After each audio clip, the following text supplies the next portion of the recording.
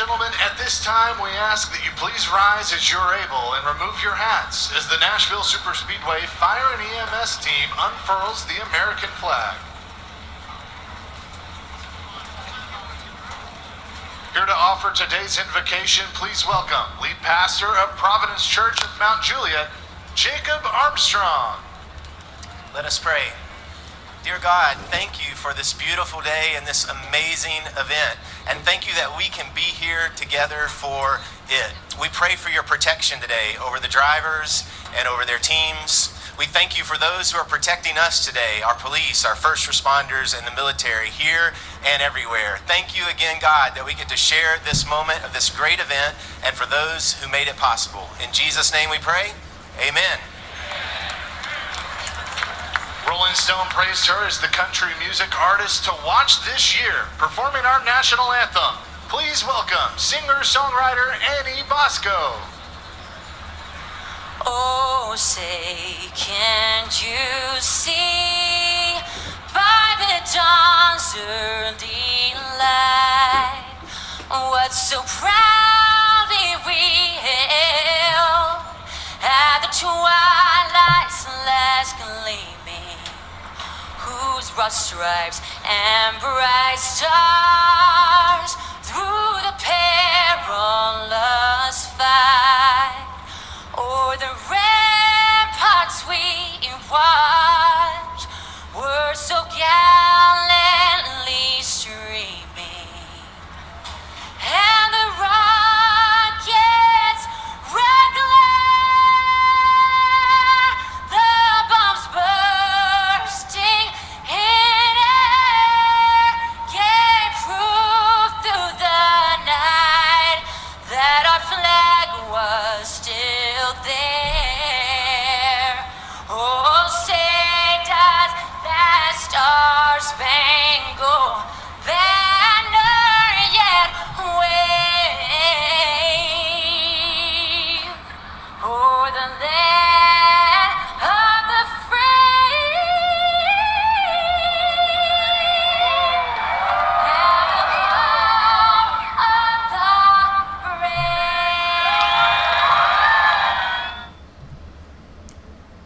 Ladies and gentlemen, I welcome you to today's running of the Tennessee Lottery 250 at the Nashville Super Speedway this afternoon. We have a 188-lap, 250-mile race on hand and on tap this afternoon for our next NASCAR Xfinity Series race on this 2023 season. We'll go through the rundown of the starting lineup once they give the command to fire engines, and I would like to personally thank all of you guys for tuning in here for our second race of the weekend. Of course, we had the Truck Series race last night where we ended up seeing Carson Hocevar get his second career win and second of the season.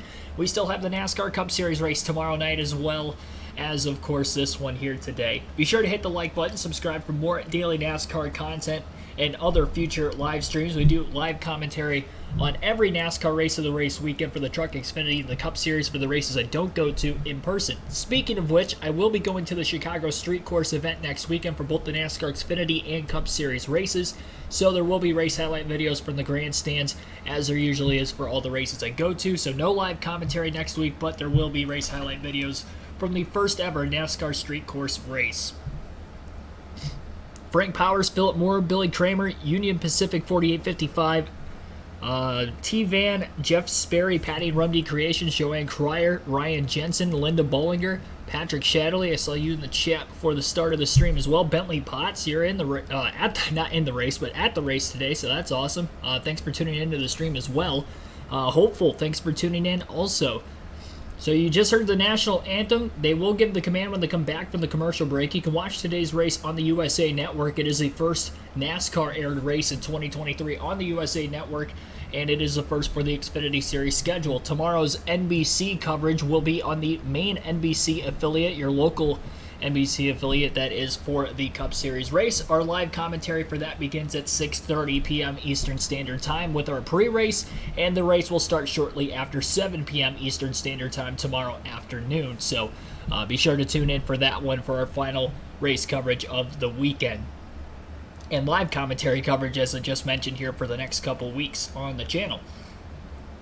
Cole Custer on the pole for this one today. I'm feeling very confident about him winning. I don't always bet on the Trucker Xfinity Series races, but Custer was second fastest in practice, only to tie Gibbs yesterday, and did qualify on the pole. Gibbs starting in the 4th place position. Gibbs is one of, I believe, 2 Cup Series regulars that are in the field today. Both him and EJ Allmendinger will be in the field. Allmendinger driving the 10 car for Colleague Racing, as he has a few times this season. I think it's his first start at an oval in the 10 car, though, this year.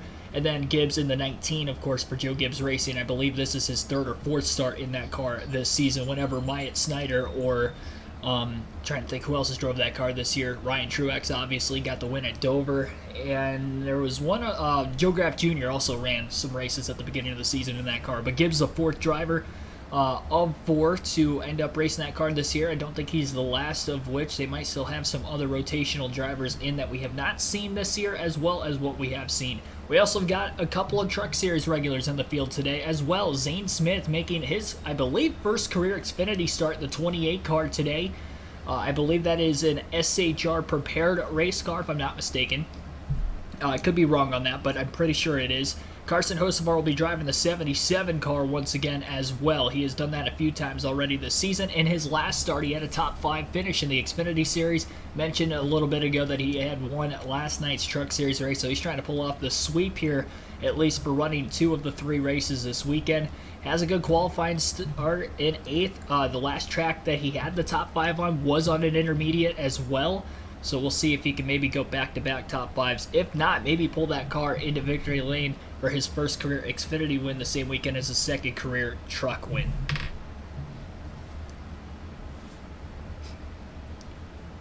Giving some pre-race updates, it looks like, on the NBC commentary slash pre-race, whatever you want to call it. I mean, they're past the countdown to green, I guess, technically, so it's not really pre-race anymore. I mean, it is technically, if you think about it, though, because the race hasn't started yet. But yeah, a couple drivers starting deep in the field to keep an eye on, to watch past a bunch of vehicles here in the early going of the race. Sam Mayer starting back in 34th. Daniel Hemrick in 33rd as well.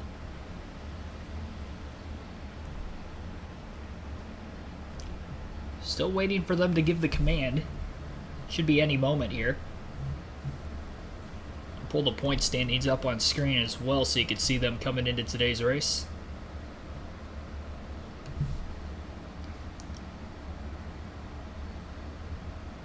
I don't want to start talking about it because I know the command's going to happen any second. I don't want to have to interrupt myself. Should have done it during the commercial break. I wanted to make sure I shouted you guys out, though, so. As always, try to look at the chat as much as I can during these live streams. Terry Lewis, welcome in as well. Kyle Lance, David Griffin, Vaughn1771, thanks for tuning in. Everything before green flag is pre-race, Keegan. Yeah, that's what I would consider. That's what I was thinking too when I originally made that statement. I had to think about it for a second because it wasn't technically the pre-race show, but it was pre-race. Pre-race festivities, there we go. Maybe that's what I was looking for, the correct term. Surprised Dale Jr. and Jeff Burton are still down on pit road, considering the fact that drivers are in their cars. They're going to do that every race. They are going to be absolutely hustling. And I'm also surprised they haven't sweat right through their t-shirts and their nice dress clothes, because it is hot in Nashville Speedway today. All weekend it's supposed to be, but this is probably going to be the hottest of the races considering how early in the daytime this is compared to other races this weekend. The truck race started at about just after 7 p.m. local time last night. The Cup race tomorrow starts just after 6 p.m. local time. This is in the heat of the afternoon, just after 2:30. Again, Central Standard Time is the time zone that Nashville, Tennessee is in. Or Lebanon, Tennessee, exactly where this racetrack is located. It's about a half hour or so east of Nashville, Tennessee.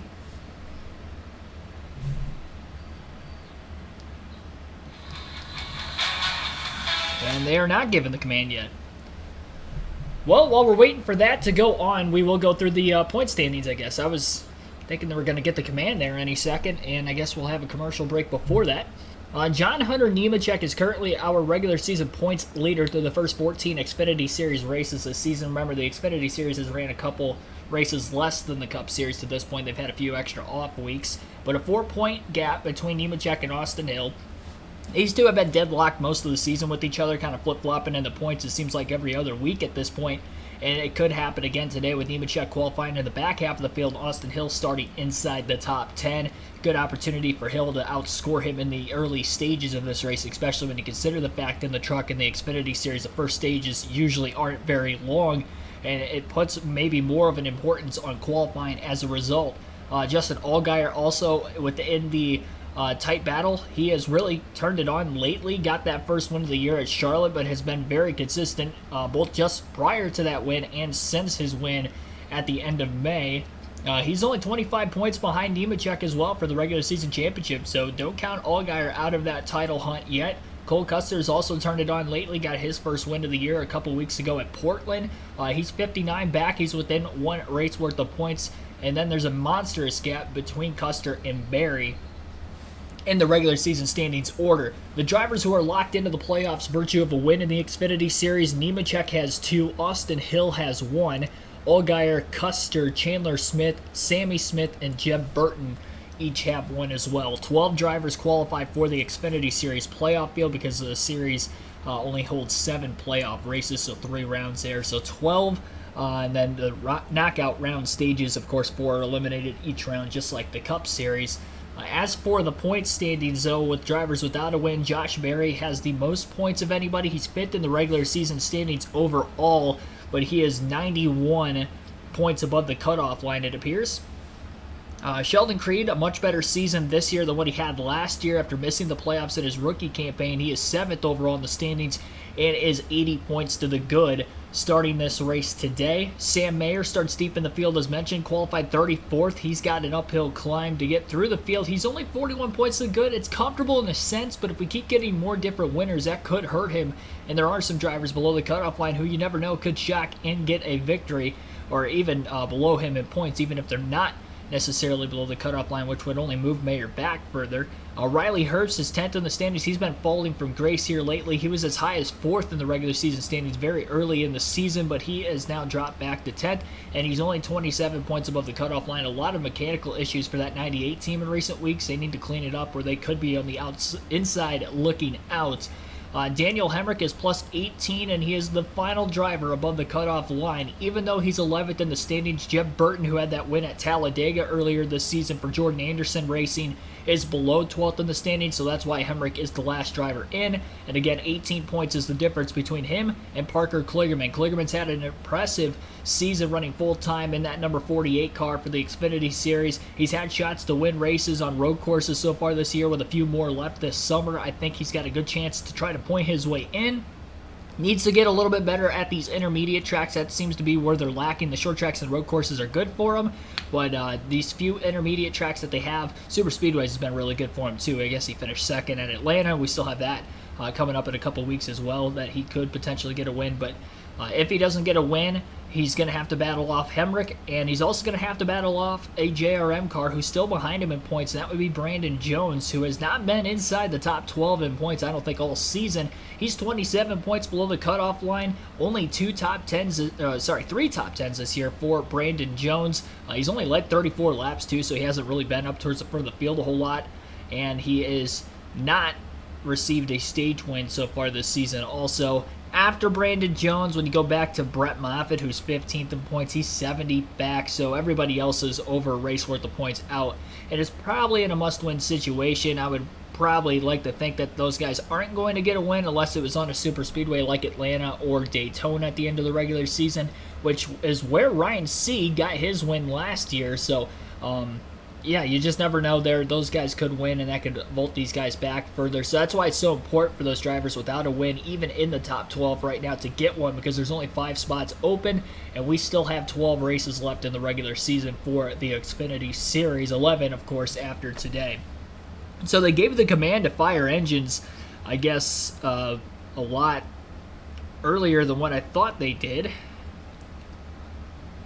had it muted on my phone, so I couldn't really listen into it at all. So as they're checking pit road times, we'll go through some of the USA Network, or we'll listen to, I guess, some of the USA Network feed.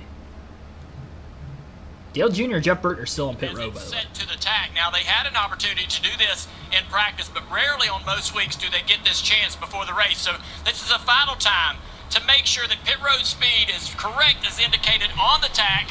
The crew chief will give the driver the information. You're a little too fast in this segment. Slow it down. You can go faster in segment 10 or 11.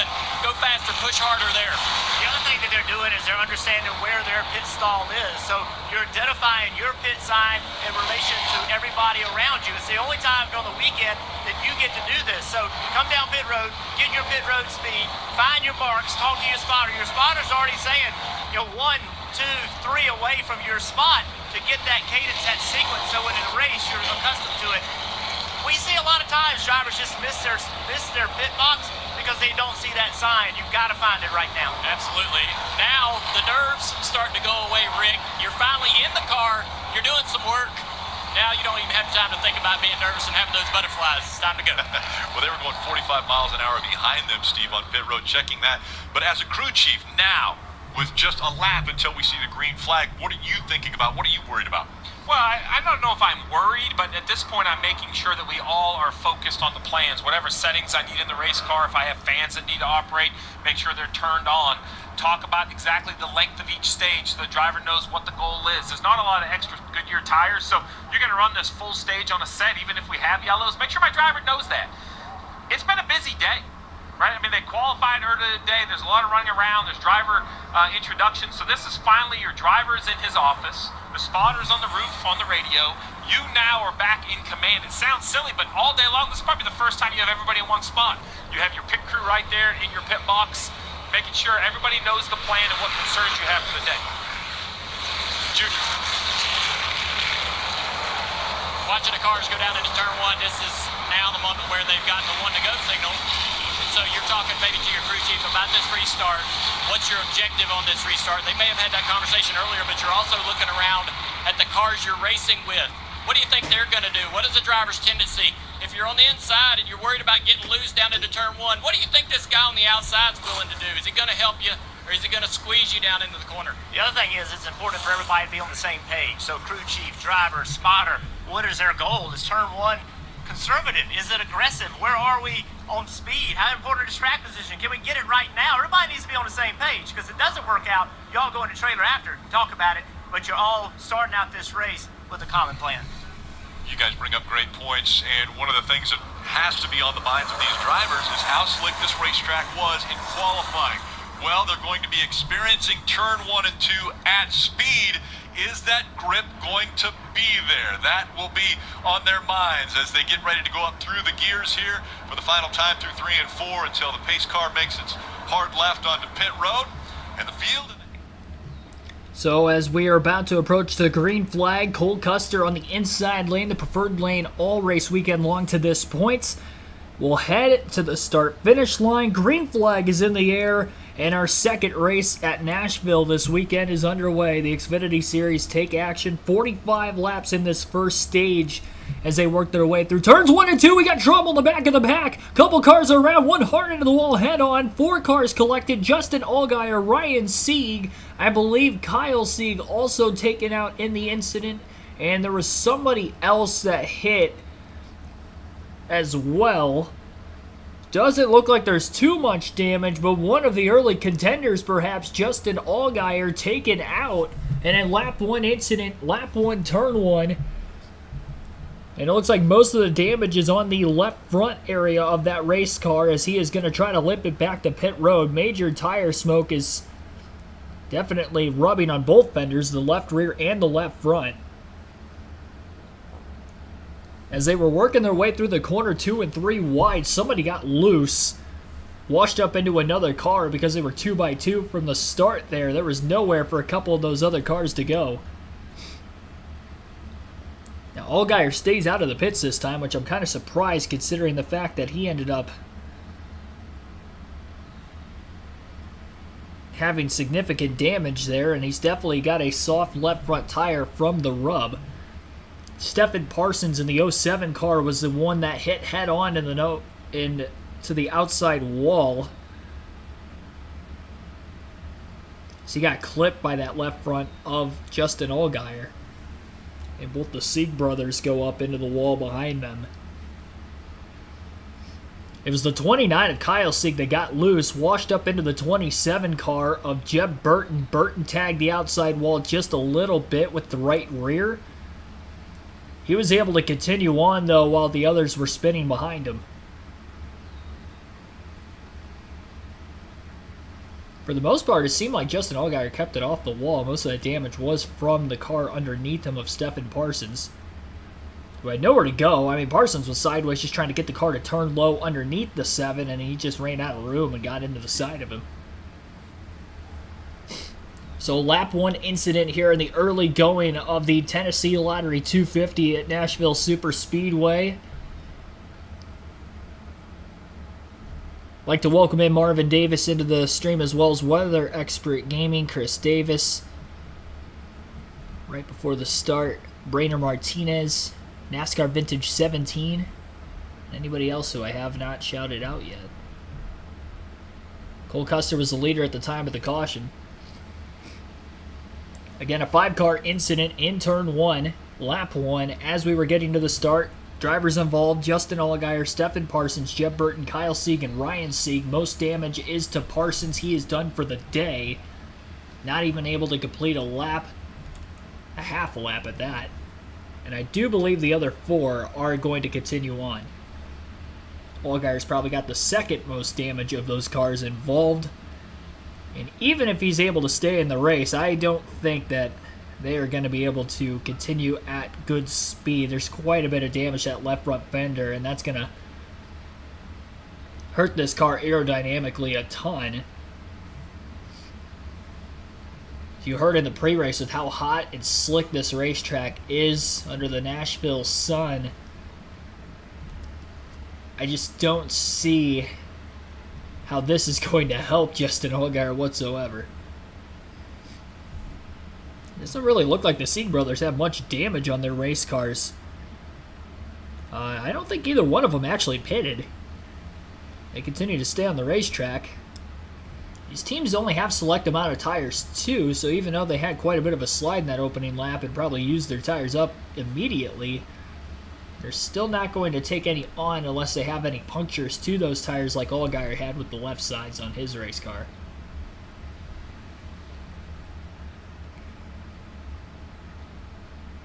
Boy, oh boy, oh boy.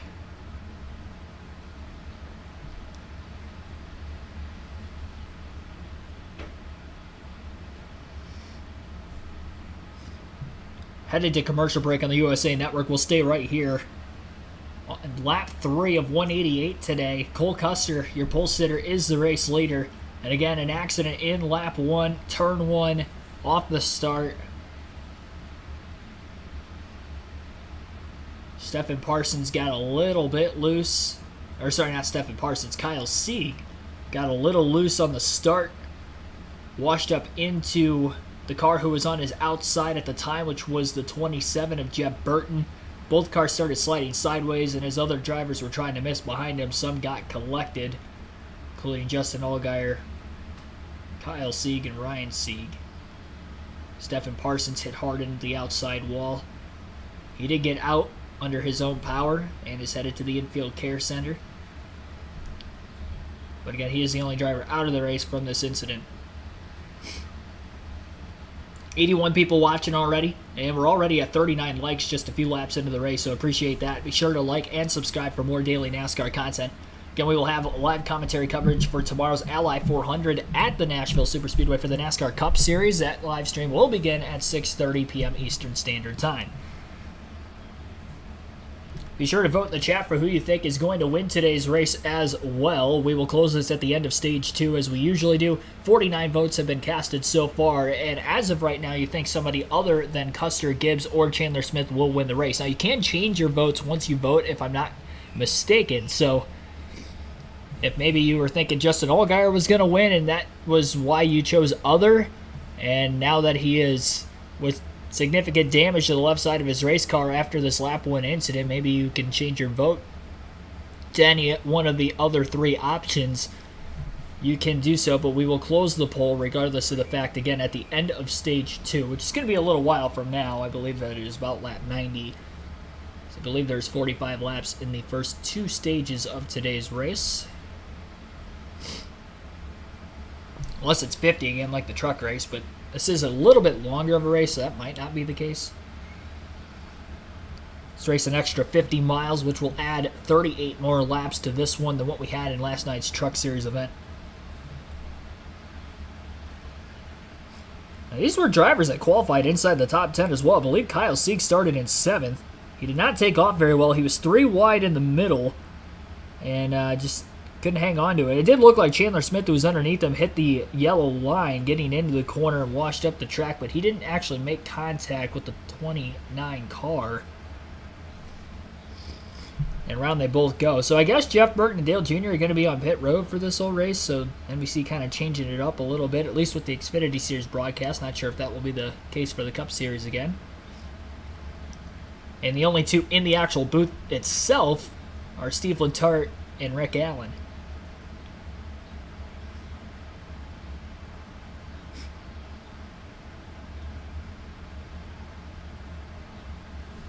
Interested if that will be the case for the Cup Series tomorrow as well.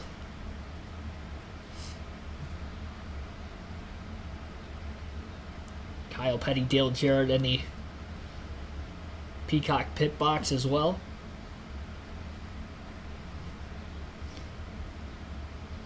Marty Snyder was hosting the Countdown to Green, but of course he's one of the pit reporters, so you'll hear him periodically throughout today's race as well when we get the pit updates whenever stops will be had. Because this accident took place on lap 1, even though pit road was open, nobody from the front of the field ended up hitting pit road.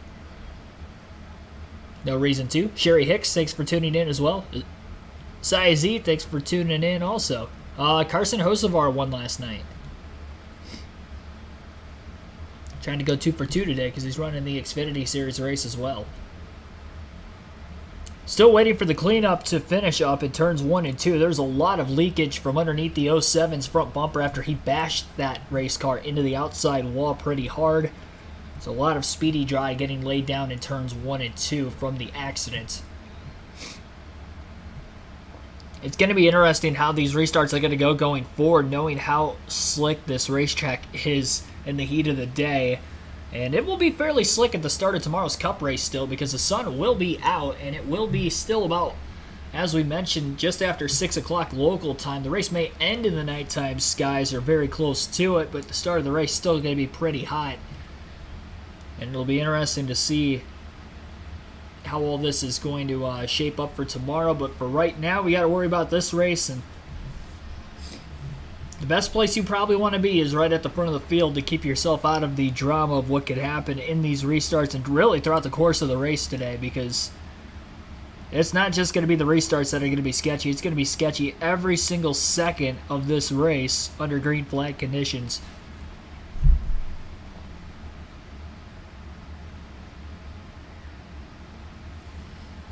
Due to just how hot it is out there. Didn't see this much of the truck race last night because it started in the night. A lot cooler temperatures, both air and track. Earl Arnold Jr., thanks for tuning in as well. Getting 3 diecast delivered. I'm assuming you meant Monday. Awesome.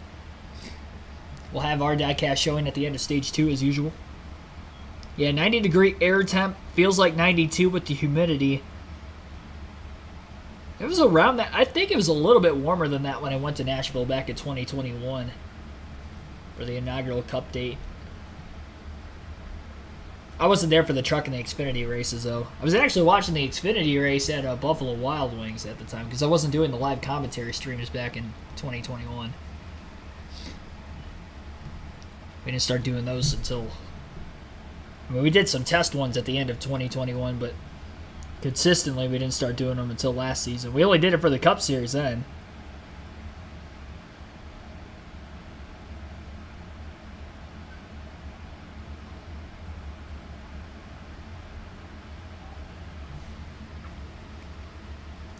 Definitely some hot boxes today that these drivers are strapping themselves into.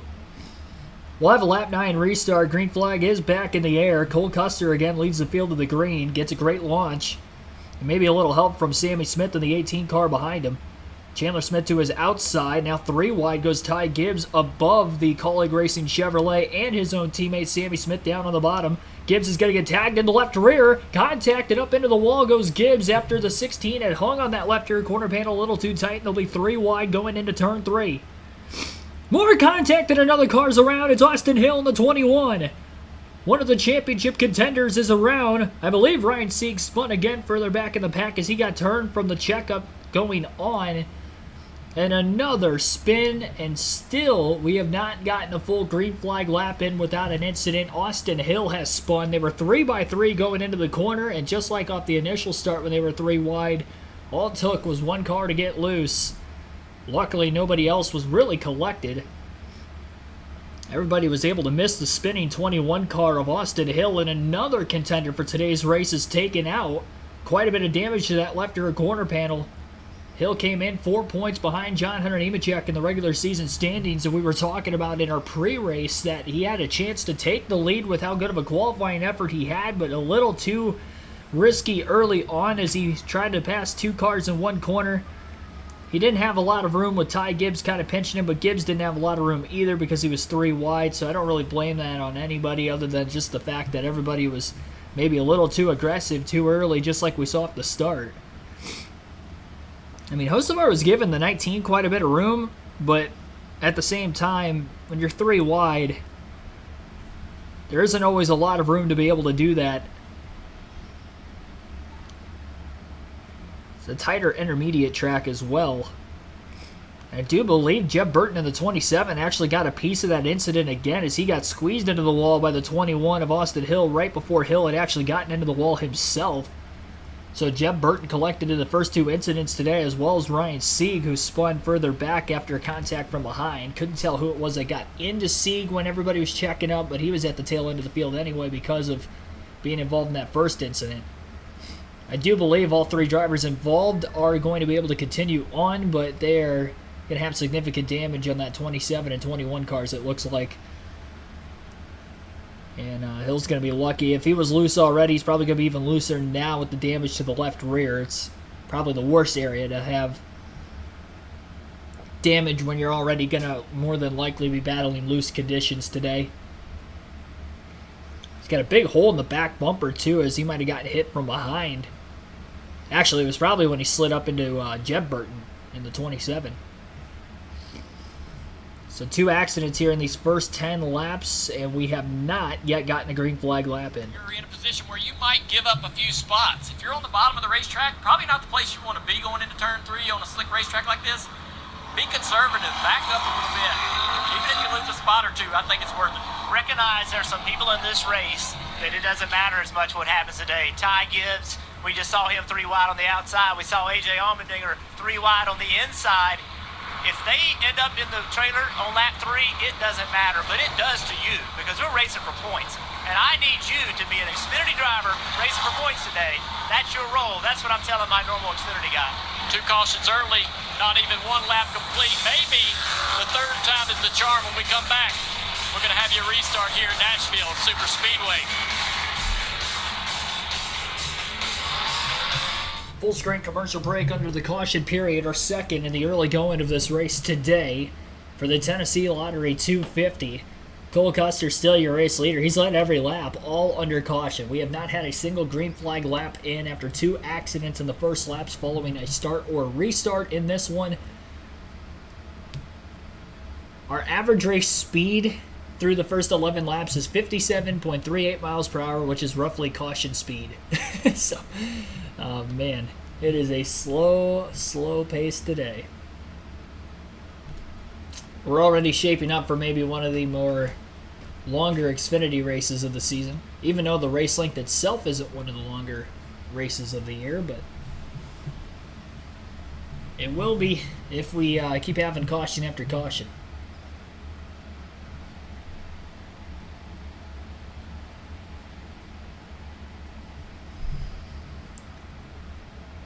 Well, your full field rundown, I guess, here for stage 1, even though we haven't had a green flag lap in yet. Cole Custer leads, Sammy Smith is second, Carson Hocevar third, Ty Gibbs fourth, AJ Allmendinger fifth, Riley Herbst is in sixth, Chandler Smith seventh, Parker Kligerman eighth, Brandon Jones ninth, and Parker Retzlaff is 10th. Sheldon Creed in 11th, Kaz Gralla 12th, Joe Graff Jr. 13th, John Hunter Nemechek 14th, and Chad Chastain is 15th, Josh Berry 16th, Jeremy Clement 17th, Anthony Alfredo 18th, Brett Moffitt 19th, and Kyle Weatherman is 20th. Ryan Ellison 21st. Sam Mayer already up to 22nd after starting 34th. Jeffrey Earnhardt 23rd. Daniel Hemrick 24th. Zane Smith 25th. Blaine Perkins in 26th. Brennan Poole 27th. Justin Allgaier after that early incident is 28th. David Starr 29th. Connor Mosack 30th. Joey Gase 31st. Mason Massey 32nd. Austin Hill is now 33rd after his spin. Jeff Burton right behind him in 34th, also collected. Kyle Sieg 35th, Josh Williams 36th, Ryan Sieg 37th, and Stephen Parsons 38th, rounding out the 38-car field. And again, Parsons out of the action. Linda Leverett, thanks for tuning in. Giovanni Munoz, sorry, I said your name wrong. Munoz, right? That's how you pronounce it. Like Carlos Munoz, former IndyCar driver. Whatever happened to him? I feel like I don't watch IndyCar enough, so like I feel like he wasn't there very long. I remember him running good in the Indy 500 a few years.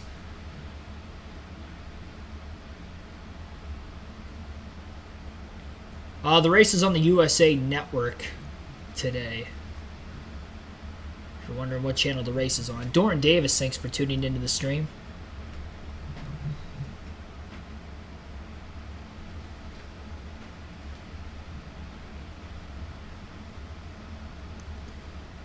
Near 100 in your area today. I don't think it's quite that hot here. I think it's supposed to be starting tomorrow, though. It's supposed to get up into the high 80s, low 90s temperature-wise. We got just over 100 people watching already. Appreciate that. 55 likes on the stream thus far.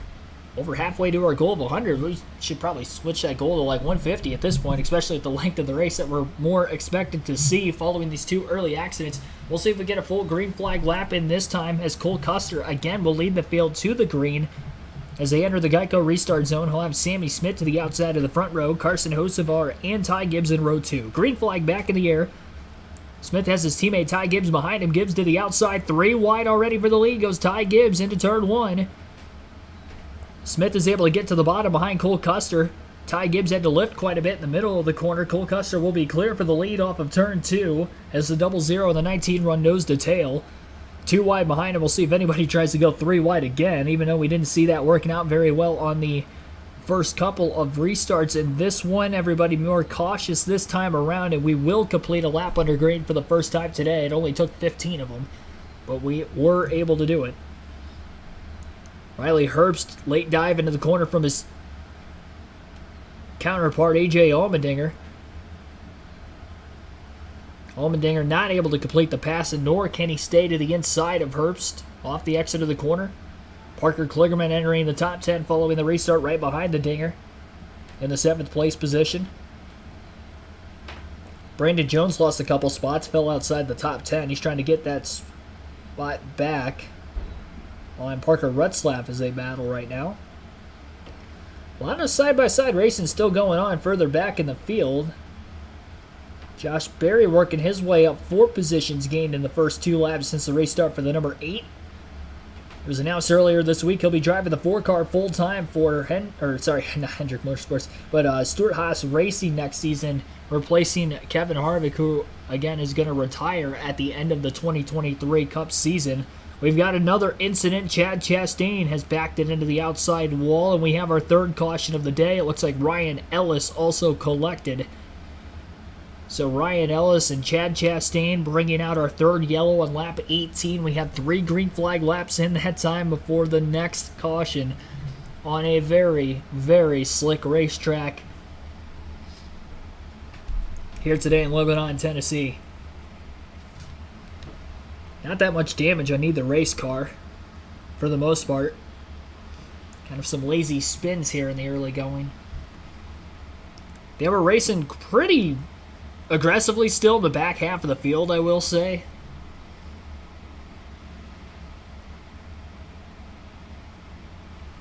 Somebody mentioned, I think it was Frank Powers in the chat, that the pace car might win this race. I have to agree with you. If there was, they should so have a bet for the truck and the Xfinity races in particular, because these are the shorter races and it's the more likely to have, more caution laps and green flag laps. But there should be like a bet you could place on FanDuel for who will lead the most laps, the pace car, like so laps under caution, or like X amount of drivers under green. If there was a way to calculate that, that would be kind of hilarious. Yeah, 3 wide again, it looked like. 3 wide. Chastain was in the middle. Actually, they were not quite 3 wide by the time of the contact. But Chastain definitely overdrove the corner, it appeared. Either that or he lost it getting into turn 3 and then went up the track making contact with Ellis, spinning both cars around. Very lightly tapped the back bumper into the outside wall was the 91. Still got some tire smoke coming out of the left rear from Ellis's car. He'll bring it back to pit road as it's open this time. Quite a few drivers with damage from the early incidents are on pit road, and that's pretty much about it. Maybe some drivers at the very tail end of the field might be on pit road to top off on fuel as well, just because they're not going to lose much track position anyway, if any at all. Everyone in the top 30 stays out on the racetrack once again.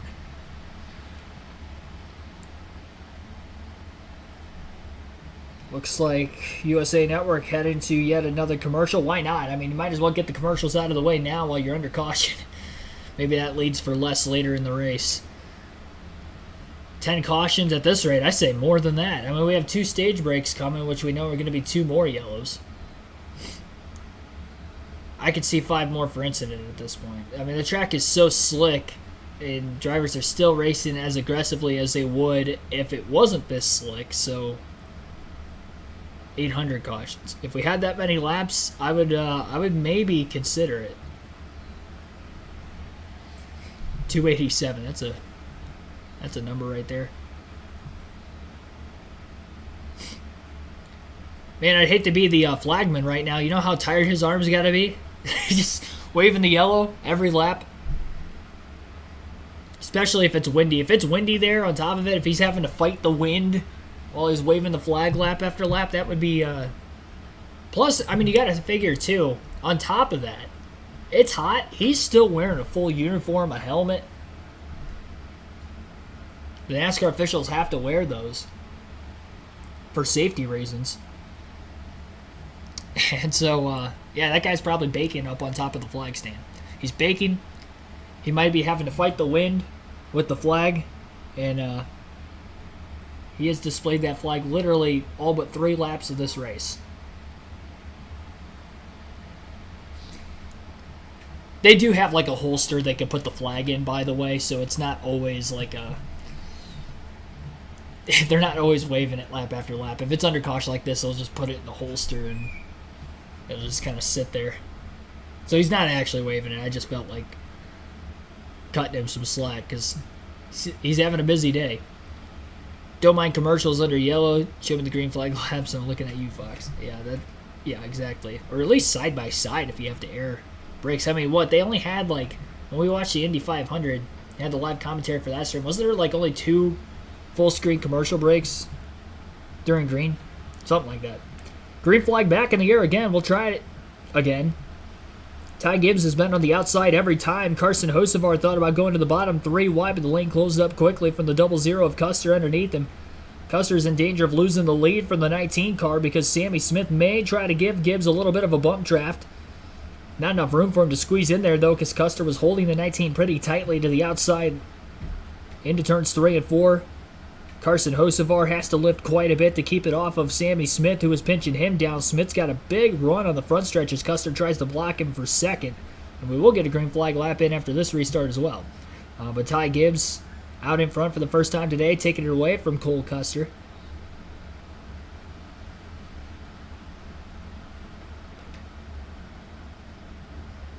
More single file action inside the top 10 following this restart. Drivers may be learning a little bit to be maybe a bit more on the cautious side of things.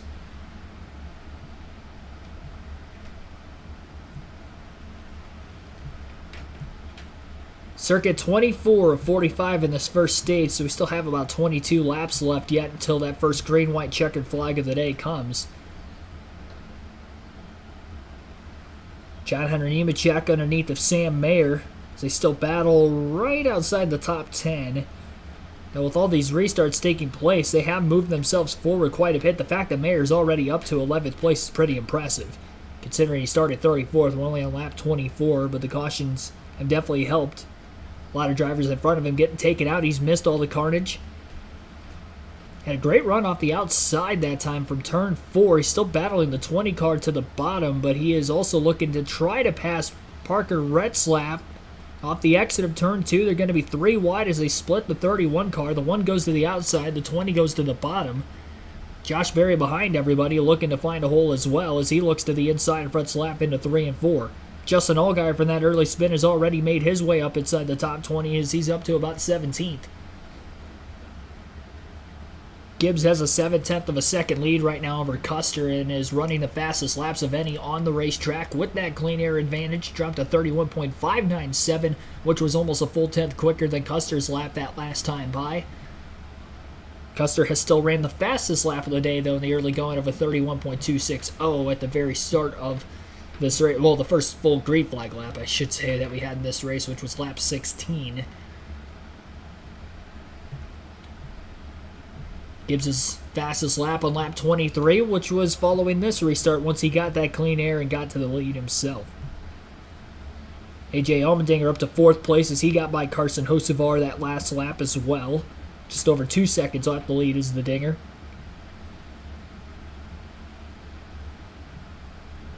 He has to win this Xfinity Series season back at COTA. This is his 3rd start of the year. Also ran at Sonoma. Ended up having a 2nd place finish, so he's finished 1st and 2nd in his first 2 starts of the year in the Xfinity Series, and we'll see if he can keep that streak alive in his 3rd one. Having to battle a driver that he fought for the Xfinity Series championship with for most of last season, Ty Gibbs, the defending series champ. Gibbs has been outrunning AJ in the Cup Series all season long as well. AJ's kind of struggled for the most part. He's been outside the top 10 and top 20 in points pretty much all year. Gibbs just on the inside of the top 20 and just outside that playoff bubble. We'll watch that battle more as that race continues on tomorrow. Justin Allgaier still moving forward, and Austin Hill's right there behind him as well. So 2 drivers who had early spins and quite a bit of damage on the left sides of their race cars. More on the left rear of Hill's car, and then more on the left front to left rear of Allgaier's race car. But they have made their way up to 14th and 15th on the grid. And Hill definitely has more damage than what even Allgaier has. I'm very shocked that both of those two were able to get through the field as quickly as they did. Very impressive drives early on. And we'll see if they can keep it clean the rest of the day. Quickly down to about 15 laps to go now in stage 1 next time by. Josh Berry at his home track today from Hendersonville, Tennessee. Still looking for his first win of the season. Didn't qualify particularly well and is running still just outside the top 10. They're going to have to make some massive adjustments to that race car if they're going to want to compete with the likes of Gibbs, Custer, and Sammy Smith at the front of the field.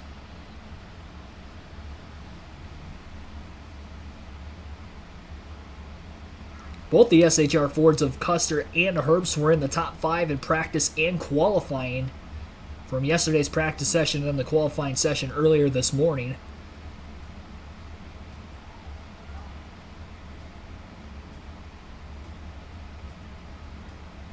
1.4-second lead now for Gibbs over Custer. You can pass this if I need to. Don't feel like you got to get it all on track position on pit stops. So the other interesting thing about those pit stops, Steve, is that the 7 team and Jim Pullman, the crew chief, requested from NASCAR an extra replacement set of left side tires because of that spin earlier. NASCAR declined that request. Why would NASCAR have declined that request, Steve? Well, it's a great because it needs to be fair for everybody. Camera and Marty, 3 sets of tires are all the tires these Xfinity teams have. You would think it would just be easy. If you cut a tire, if you bang a tire and tear a sidewall, which is what happened to the 7, NASCAR could just replace it. But the problem is, that's easy to say until the 7 comes in and puts a fresh set of lefts on that no one else has. while you want to keep it Yep. fair for everyone, what technically is fair? That everybody started with the same set of tires or that you replace a set? I actually, while it will be your driver or your favorite driver that's on the short end of the stick at times, I like the consistency of not allowing extra tires. Everybody has to make their way through the Fair. race with the same 3 sets. Yeah, so when you start giving somebody a set of tires for, trying to help them out because they got in a bad situation, then that puts everybody else in a bad situation. Nobody wins in that except for the team that got helped, and it's just no way to police it. NASCAR said they were not going to be in that business anymore. It's the right call. If that was the case, Jeff, I'd have you trying to spin that thing out at Darlington about halfway through a run. Give me the fresh, Well, a fresh few set of years ago we tires. saw that. A few years ago, somebody spun early. They gave a set of tires and they drove all the way to the front on that set of tires. Couple battles. Yeah, that's a good point. I mean, I completely agree with Steve Letarte and Jeff Burton on that one. Battle inside the top 10. Sam Mayer's on the charts. Just got by Parker Kligerman for 8th. And Mayer's one of those few drivers that's actually working that outside lane very, very well. Saw Carson Hocevar doing that late in the Truck Series race yesterday as well, which allowed him to get the win. Gibbs has been running more of the bottom lane of the racetrack at the very front of the field. Same goes for Custer. Really, most of the drivers at the very front are trying to run more of the inside, but the outside lane starting to get worked on now. This is a concrete surface at Nashville. So you'll see that lane change quite a bit throughout the course of a green flag run similar to that of Bristol or Dover. And even Martinsville at times with the concrete corners on that racetrack where you'll see the groove widen out quite a bit throughout the course of a run. But then during caution flag periods, it all gets kind of wiped away again. You almost have like a green racetrack every single time you get to a restart, which is why we had seen the issues that we saw in the very early going on the restarts with everybody packed together, on top of the fact that it is very hot today. 90 degrees again is the air temp at the track for this race. They are getting by lap car, of Ryan Ellis now as well. Gibbs is still staying quicker than Custer, although Custer isn't quite as slow compared to Gibbs as what he was when he was consistently about a tenth or two slower a lap. Now it's been only really a couple hundredths quicker the last couple laps that Gibbs has been faster than Custer, so maybe Cole saving his tires a little bit more later in the run. The problem is we didn't have many green flag laps in this first stage with all the early cautions, so he's not really going to be able to capitalize on the long green flag speed if that is what is going to work out for him throughout the course of the race. Down to 8 laps to go in this first stage already. A lot of drivers nose to tail right now. Justin Allgaier very tightly in a battle with Austin Hill off the exit of turn 2. Hill to the outside of the 7. Maybe trying to use the lap car of Ellis as a pick. Allgaier going to have to give that spot up, as he was in an uncompromised position behind Hill. No stage points on the line for any of those drivers on screen battling between the 9 and the 7. All 5 positions are from 12th on back. 2-second lead now for Gibbs over Custer at the front of the field. So again, he is still slightly growing that and picked back up to about another tenth quicker that last lap. We are seeing quite a bit of fall off, as you could probably predict with this slick racetrack as well. Cole Custer's lap times have already fallen off about 1.2 seconds, even with half the stage being rain under caution. So about every 10 laps or so, we're seeing about a second of fall off then, right around there. Maybe closer to 15 laps. About every 15 laps, we're seeing about a second of fall off. Assume that would be the average. AJ Allmendinger is caught up to Sammy Smith for 3rd. And he'll get by him fairly quickly. First chance he had. Although he slipped up the track quite a bit in turns 3 and 4. I'm not sure if that was an attempted slide job or he just overdrove the corner. Whatever the case is, he does have the 18 clear. Smith got pretty close that back bumper off the exit of turn 4, but AJ's going to accelerate. Still showing a bit more straightaway speed down the front stretch. Josh Berry maybe holding up the 7 and the 21 quite a bit. Allgaier back to the inside of Hill once again. Hill has a big run in the middle of the corner, but he wiggled quite a bit. Maybe got tight in the dirty air with Josh Berry in that outside lane right in front of him. Carson Hocevar closing in on the 18 and the 10 car as well over the course of this long run. Mentioned he was working the outside well last night. He's also trying to run the outside very well again here today with these Xfinity Series cars. And he is maybe up a little wider than what I've seen more drivers run. A lot of that was to try to get the clean air on the nose with the 18 and The 10 running the outside in front of him, he went even higher, allowed for him to get just that much more straightaway speed on Sammy Smith and passed him for 4th. Lap car in the way of Allmendinger. Maybe put the 10 car in a slight bit of dirty air, even the odds out between the 77 and the 10 that last time through 3 and 4. Hocevar trying to close that gap. He's only about a half a lane higher than the 10, slides up even wider in the middle of the corner, probably because he got tight. You get tight and then you work the wheel too hard in these hot conditions and then you start to get loose in the same corner. Just trying to keep it off the wall. And running the top side versus the bottom, obviously there's less error room for if you do have a slight bit of a mistake or a miscalculation.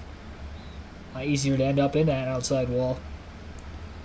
2 laps to go, stage 1 for Gibbs. Custer has picked it up the last couple of laps, although Gibbs working through lap traffic right now and also probably coasting it a bit more knowing there's only a lap or 2 left in the stage anyway. Hocevar trying to get by AJ Allmendinger. Allmendinger obviously not running for points either. In fact, of the drivers in the top 5, only Cole Custer and Sammy Smith are running for Xfinity Series points. 1 lap to go here in stage 1. Gibbs still holds about a 1.7 second lead over Custer. He's got a half a lap to go to getting his first stage win of the race and be his 3rd stage win of the Xfinity Series season. And the few attempts he has had in the Xfinity Series so far this year. And there you have it. So Gibbs leads lap 45. He'll win stage 1. Cole Custer will end up in 2nd place behind him. AJ Allmendinger will hold on for 3rd, Carson Hocevar 4th, and Sammy Smith rounds out the top 5 in the first stage. Chandler Smith 6th, Riley Herbst 7th, Sam Mayer 8th, John Hunter Nemechek 9th, and Parker Kligerman will round out the top 10. Stage break will be our 4th caution of the race today through the first 45 laps. And obviously that was our longest green flag run of the day from lap 22 to lap 45. Caution-filled stage 1. We'll have pit stops for the first time coming up after the commercial break. And before they come back from the break, we'll take a break ourselves for the first time today. Be sure to hit that like button, subscribe for more daily NASCAR content if you haven't already. Listening live to the Tennessee Lottery 250 at Nashville Superspeedway on KRC. Mark Witkowski, thanks for tuning into the stream. Tim Brown, welcome in. Allmendinger top 5 for sure. Definitely looking that way early. Hanover Rays, thanks for tuning in. Crowd, it's a good crowd today. They're sold out for the Cup race tomorrow though, so that'll be a cool sight to see on TV.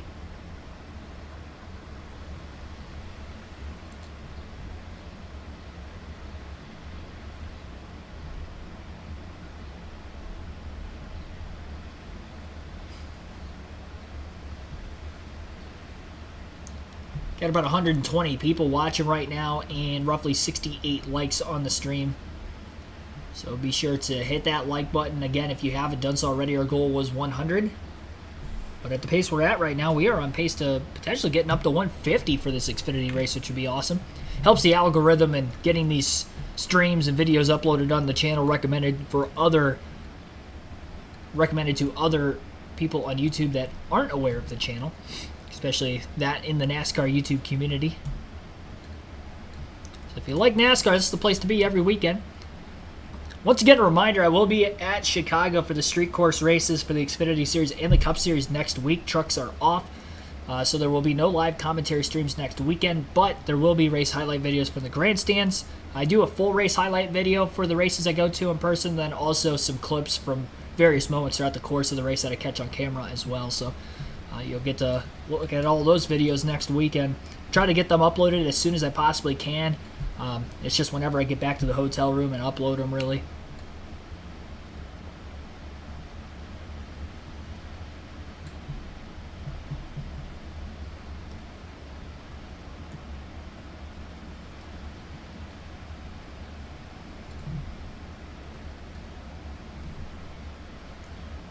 In the chat, because we did not have live commentary streams last weekend, what did you do last weekend while there was no NASCAR? I'm curious.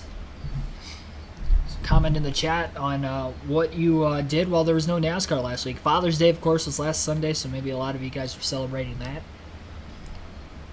Mary Brigham, thanks for tuning in.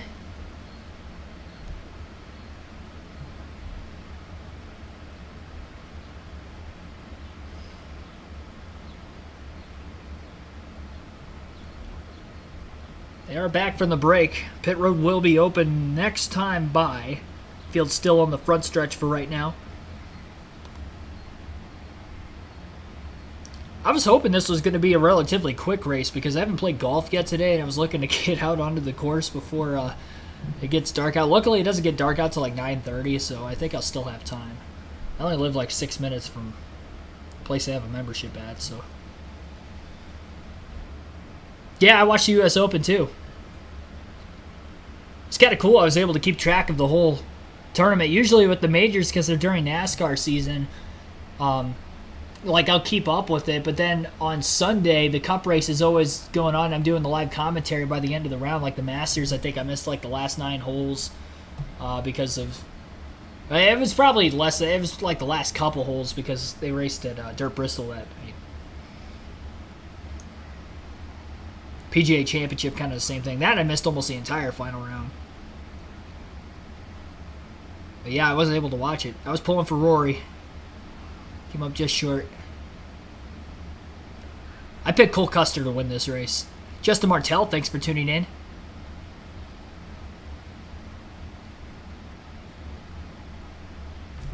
Pit road is open. Leaders are in. In the track, but also give more turn in the right. So chassis adjustment there, air pressure to help the front end of that race car, Dave. Reigning series Ty Gibbs, champion Ty Gibbs comes in. He wants an adjustment, a little free in and off, a little tight in the center. Carson Hocevar, meanwhile, no real chassis adjustments, just slightly. He's been making adjustments on the track, Marty. AJ Allmendinger, one of the fastest cars at the end of stage 1. He said he's fighting the right rear, though, just needs more rear stability overall. You see Justin Allgaier is going to make that actually 4-tire stop, but Austin Hill first off pit road because, Steve, yes, they are indeed down a set of tires, so no new Goodyear tires for Austin Hill at the end of stage 1. Not a bad race off of pit road. So again, each team only gets 3 sets of tires. Same thing for the truck race last night, even though this race is an extra 50 miles. So tire management very crucial here because you can't pit for tires very often. So Austin Hill, with having that spin earlier and having to change tires when he did, he is now going to be even on the sets, and he'll have track position, but we'll see if he'll be able to hold on. He's going to have roughly 20 lap older tires, and we saw fall off of right around 1.5 seconds there at the end of the run. So it's going to be tough for him. Hopefully all the fans in the grandstands are staying in the shade as much as they can. I do know from experience at Nashville that at least on the main grandstands, the sun sets behind the stands themselves. So I think with the later start time for tomorrow's race, that will probably help the fans out quite a bit. For today's race, on the other hand, not so much. So hopefully they're all staying cool, staying safe out there. Got to stay hydrated. Speaking of staying hydrated, 26 degrees inside Justin Allgaier's car with the thermostat they have plugged in there right now. Yikes. It's only getting warmer and warmer. I think it was at 112 when they were under caution after he had spun back on lap 1. So the longer they're in those cars, the hotter and hotter it's going to get. Definitely going to have to.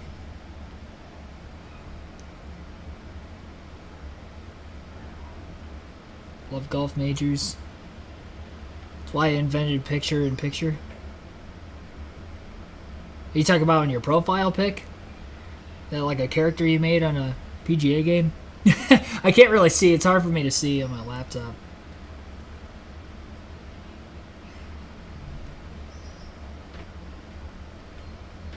See, as good. So my golf game, I'm usually really good with my short game, and that's why I shoot as low as I do. Because I don't hit the ball very long. Well, I mean, it's weird. My driver, I hit my drives long, but I really have a short swing with my iron, so I stay consistent with them. So I'm just banking on trying to get distance out of my driver, so that way I can, use like an 8-iron and in for irons on like par 4s and stuff. Par 5s is where I kind of struggle because I almost have to lay up every time because I don't hit my woods very well. And I usually play from like the blue tees most of the time too, which is like not quite the tips, but it's.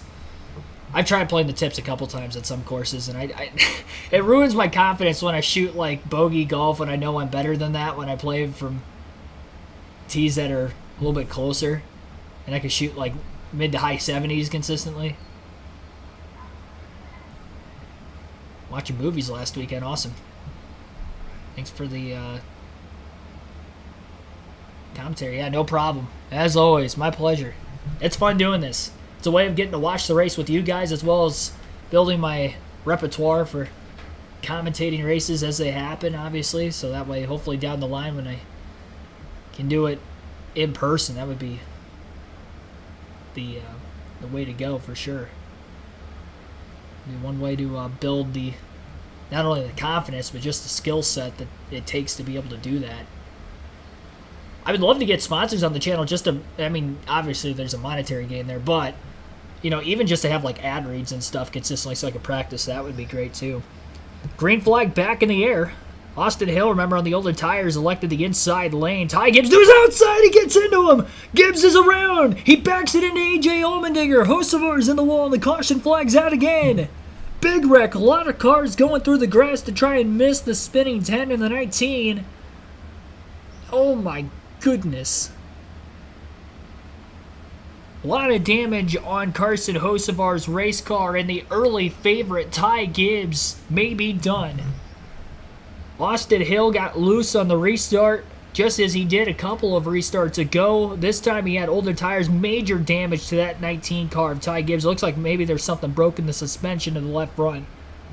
It's definitely rubbing, but it looks to be like the left front tires kind of caved inwards towards the interior of the race car. Not a whole lot of damage on A.J. Allmendinger's race car, but another accident following a restart here. Custer tried to go to the inside 3 wide. He actually backed off of it. Smart move by him, and he's going to end up with the lead after the leader's wrecked in front of him. But Austin Hill moved up off the yellow line just a little bit. Got up into the 19 to Gibbs. Around goes Gibbs. A.J. Allmendinger, who's in the outside lane behind Gibbs on the restart. They were the outside 2, and I think Hocevar might have been 3rd in line on the top. So the top 3 on the outside all get taken out. It looked like Austin Hill's going to be able to continue on again. Obviously, he's going to lose a lot more track position being involved in the incident, but Cole Custer comes out with the lead. Sam Mayer up to 2nd as he snuck by. Sheldon Creed moves up to 4th. The only car in front of him other than those 2 I named was Austin Hill, who was able to maintain speed, I do believe. No, actually, Chandler Smith in the 16 got ahead of Sheldon. Our 5th caution already in 54 laps. Average race speed still down around 80 miles an hour right now, and it'll probably drop the more caution laps we continue to run. Until we can get more green flag laps in, that is.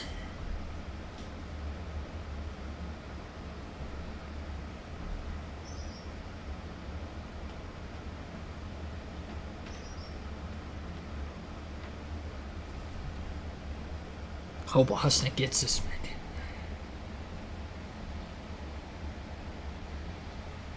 Remember earlier he said the 19 straight up toward me. I don't think he took him out intentionally. He came up off the, I mean, you wouldn't do that at a mile and a half. Not like that. It wasn't blatant. Ty Gibbs has gone to the garage. His day has come to an end. After a fast start, and it definitely looked like Gibbs had the car to beat, as he did for most of last season when he won the championship. Ty Gibbs is done. And he'll just have to prep for tomorrow's Cup race.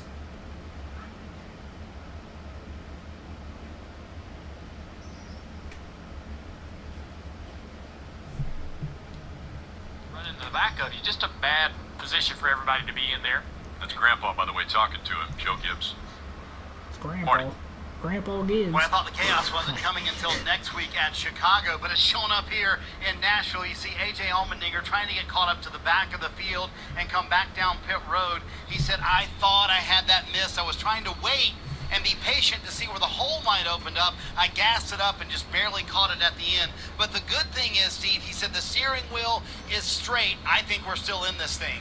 Yeah, I don't see really any damage to either front fender. Both front tires still have the yellow, the Goodyear writing The left rear looked to be the one that made any sort of contact. Also a little damage on this right rear quarter panel. They're going to want to get that fixed just because of its significance to the aerodynamics when you enter the corner.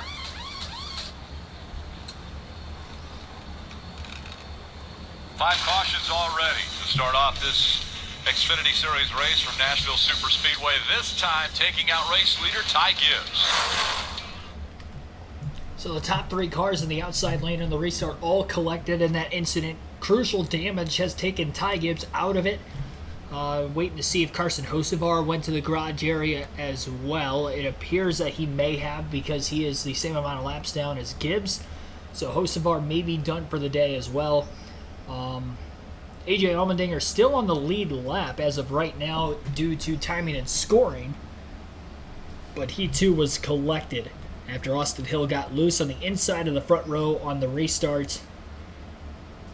He had older tires, was ahead of everybody else, and the reason why he had stayed out for older tires is because he had a spin earlier, and that definitely ended up costing both him and of course some innocent bystanders around him.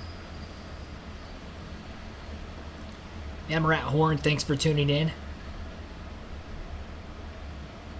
Spent last weekend cleaning over 80 rat tanks. Oh, dang.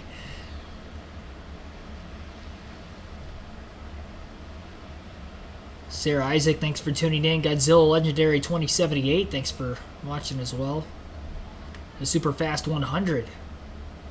And Tim Brown, welcome into the stream.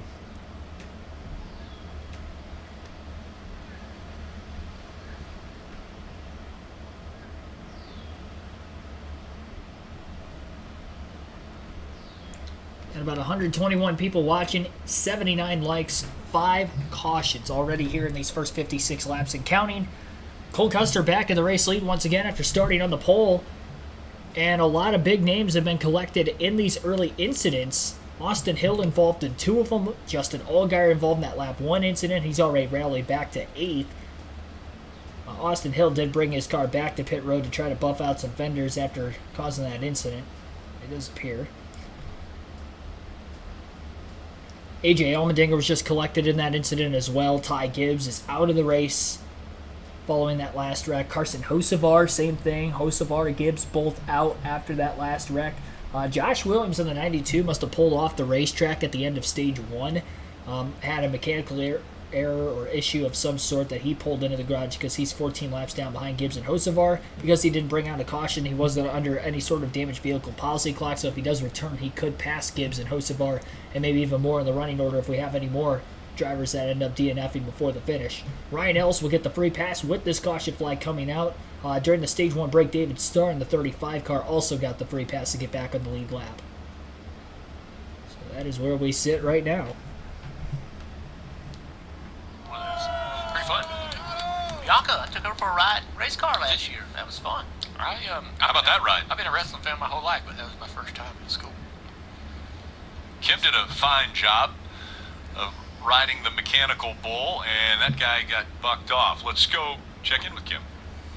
And a guy doing a fine job on the racetrack, Cole Custer, currently P1, but making some decisions on where to choose to restart. And with his teammate Riley Herbst in 4th, there was some conversation. Take a listen. I don't have a problem with it. I mean, the only problem is that one man. He's pretty unpredictable. Yeah, I mean, it's hard to make decisions off of other people, though, I guess, is the problem. I don't know. I think.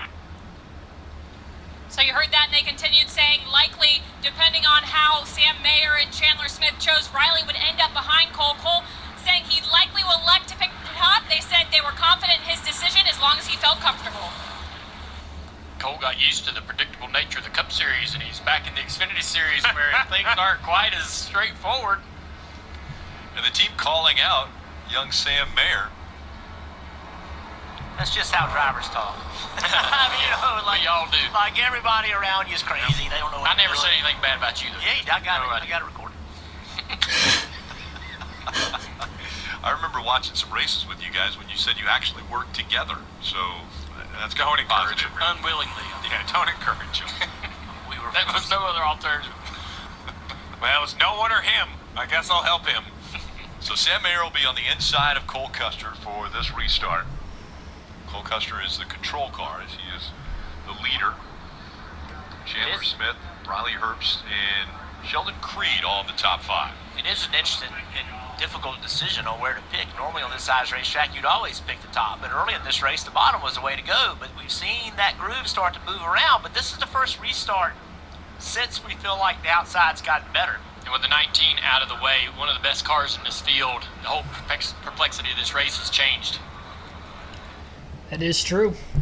Custer going to lead the field to the green again. He has elected the outside lane this time, the inside on the prior restart. Sam Mayer will be underneath him. He does have his teammate Riley Herbst in row 2 on the outside behind him as well. Green flag is back in the air.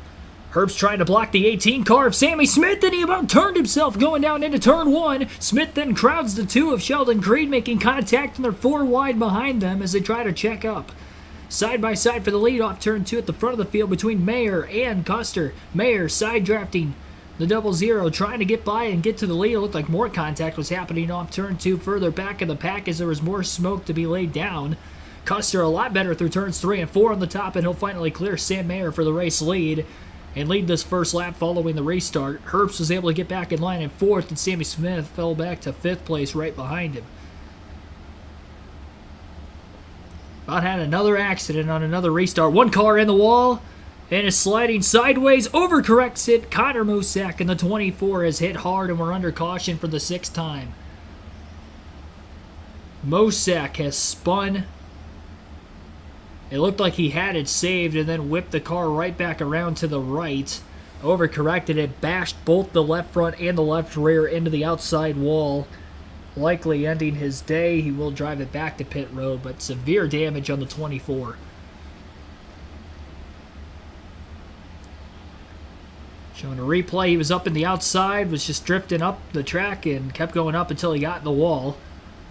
And he was sliding sideways for a long time, turning right to go left, and eventually it ended up snapping back towards the outside wall at the right front first, and that did him in. Connor fighting it all the way. He got the wheel turned back to the right.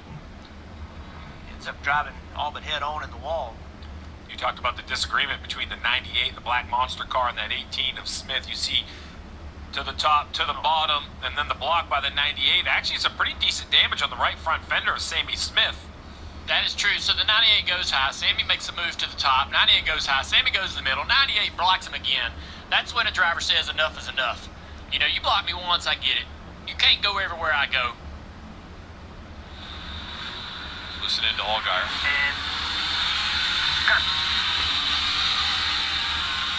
right with you. Half and half. On the mid, 3 wide. Coming up top also. Yeah, 3 wide. The big benefactor in all of that was Zane Smith in that white and blue 28 car. He had gotten to the outside, and everybody else lifted and said, oh, this is going to be a wreck. And Zane said, no, I'm going to keep going. And he got about 6 or 7, if not 8 spots through that whole exchange, just because everybody got checked up and he was in that outside lane. He kept digging. He's got all the ingredients to have an incredible day today. Ran in the truck race last night, knows this track really well. This is a Sieg car with a Stuart Haas support. Had some good speed in practice, drove through the field today. Doing some great things. Definitely an opportunity for him to run in the top 5, if not even compete for the win. He puts it all together. Marty. Junior, what did Sammy Smith say about the contact with Riley Herbst? Listen on the radio. Oh, Riley, my bad. I didn't mean to really do that. I'm walking down there. Yeah, it was kind of just not very good thinking. I thought I could do it, but.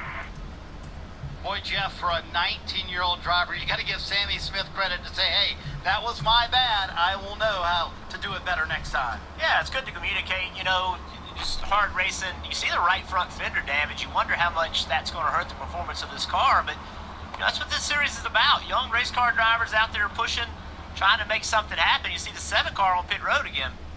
Yeah, coming down in 11th right now, so giving up that track position. He said, and I quote, I don't know if you've ever been this, Jeff, I am a 35 out of 10 tight. So they're going to just make a chassis change here. Boy, look at that chassis adjustment on the 7 car. Also, A.J. Allmendinger coming down, taking advantage of this after the contact a moment ago to get the car buttoned up a little bit better and fresh right side Goodyear tires as well. Marty, you mentioned the 7 car of Allgaier, though, putting on scuffed tires. You have to also think about that, Steve, as far as the balance of this car. How much are you willing to make an adjustment on a car where you know you're not on the right cycle with the rest of the field on tires? Well, that's the biggest challenge, right? Because now is it the damage? Is it the body? Is it the aero? Is it the scuffed tires? There are so many more variables in your equation to your car setup that's one of the other big disadvantages. I mean, it's obviously talk about the speed of the car, but say this car still has all the potential, Rick. You know, there are 2 or 3 adjustments behind the rest of the field because there's so many other things they're trying to guess on how it's affecting the handling.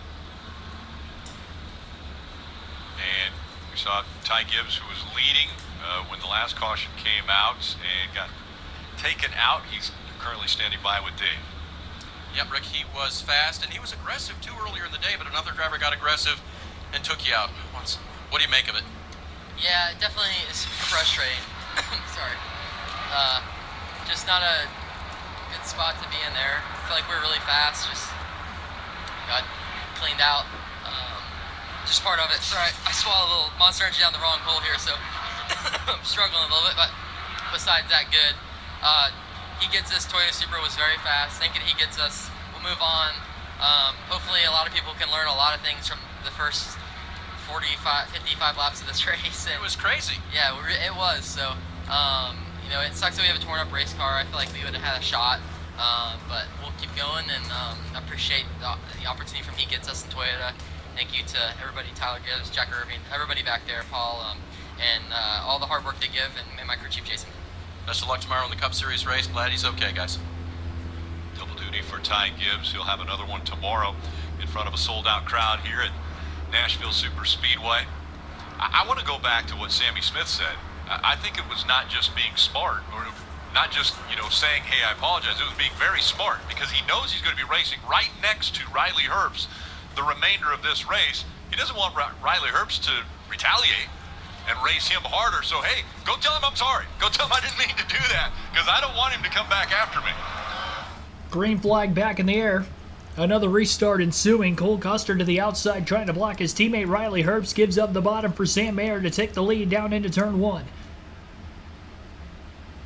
Custer on a second ditch effort almost got back to the outside of Mayer, but Mayer is still clear off the exit of turn 2, and now Custer battles side by side for second with Chandler Smith on the backstretch heading into 3.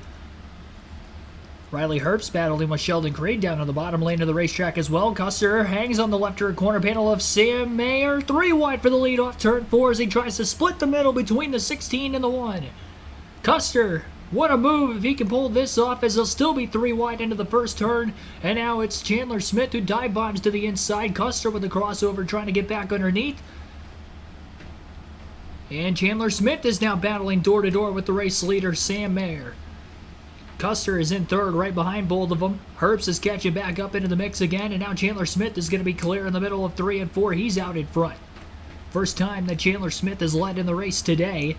Custer back to the inside of Mayer a third time. This time it's for the second place position as they side draft down the front stretch heading into turn 1.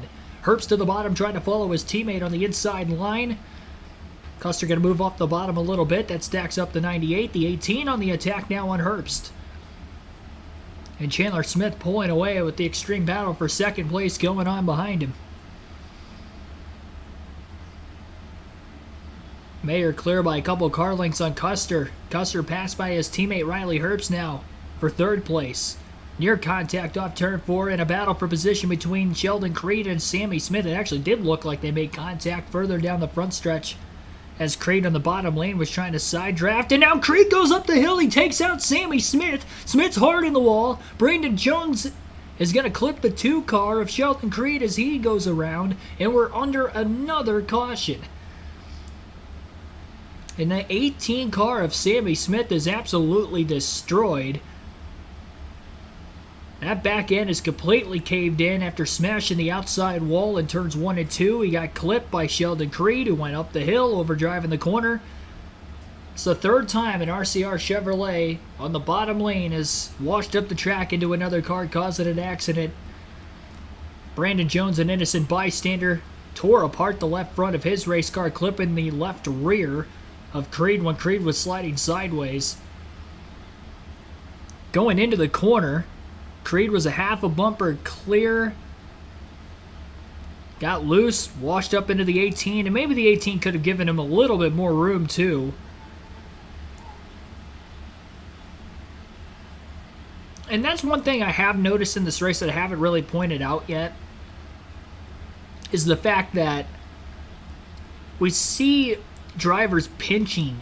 When you're in the outside lane and you try to pinch another driver down to try to hold your position, that's almost equivalent to trying to throw a block down a straightaway, where you have to be willing to sacrifice a potential risk that I'm putting this guy in an uncompromised position. If he makes a mistake, it's going to cost both him and me. Very crucially, and that was the case here. Sammy Smith probably could have given him more room. It wasn't like some of the earlier incidents where they were kind of 3 wide and there was no room to do that, and it was maybe a late dive by somebody. As Sammy Smith probably could have given Sheldon Creed a little bit more room. Creed lost control, and I think Sammy Smith might have been trying to crowd Creed, because Creed did make contact with him on the front stretch when he was trying to side draft him. He kind of doored him a little bit. That was probably why Sammy wasn't going to give him any room going into the corner, but you got to be willing to face the consequence of pinching a guy off like that, that if they make a mistake, then it's going to cost both of you, not just him. Cautions breed cautions. God rides a Harley, thanks for tuning in. Just wanted to rattle his cage a little. Said a former driver at RCR.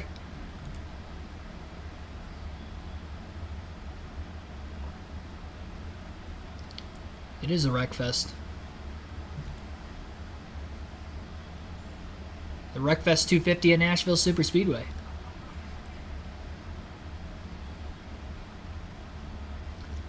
Boy, oh boy. 121 people watching, 81 likes. Appreciate it. We had that 23-lap stretch in Stage 1 of Green Flag Racing. We had maybe like 3 or less laps here and there in between other restarts today. I would not be surprised in the 71 laps that have been completed so far out of 188. I think of those 71 completed laps, we probably ran half of those, probably more than that under caution. I don't think we've had more than 35 or 36 green flag laps, which would be half of the race so far to this point.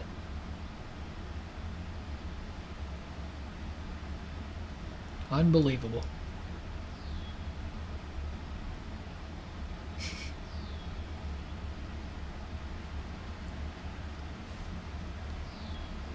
Hoping we get some green flag racing in here consistently, but failed to see that up to this point.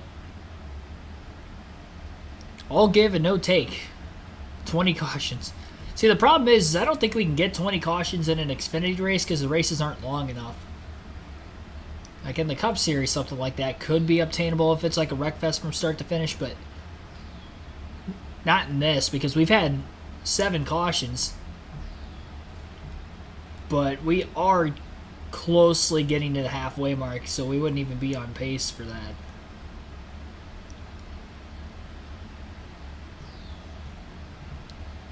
Familiar with the streets of Chicago. The race starts on Columbus Drive, and they'll head straight at turn number 1 when they make the left-hand turn. Mike Bagley will be there to make that call as we do this one radio style once again. Then they'll go down the DeSable Lakeshore Drive to Dale Earnhardt Jr. in turn 4. Michigan Avenue. When they come back, Columbus to Michigan Avenue, there will be Jeff Burton and Steve, you and I have a nice little seat on Columbus to kind of take it all in. And Grant Park's so beautiful. The Peacock Pit Box will be right there next to Buckingham Fountain.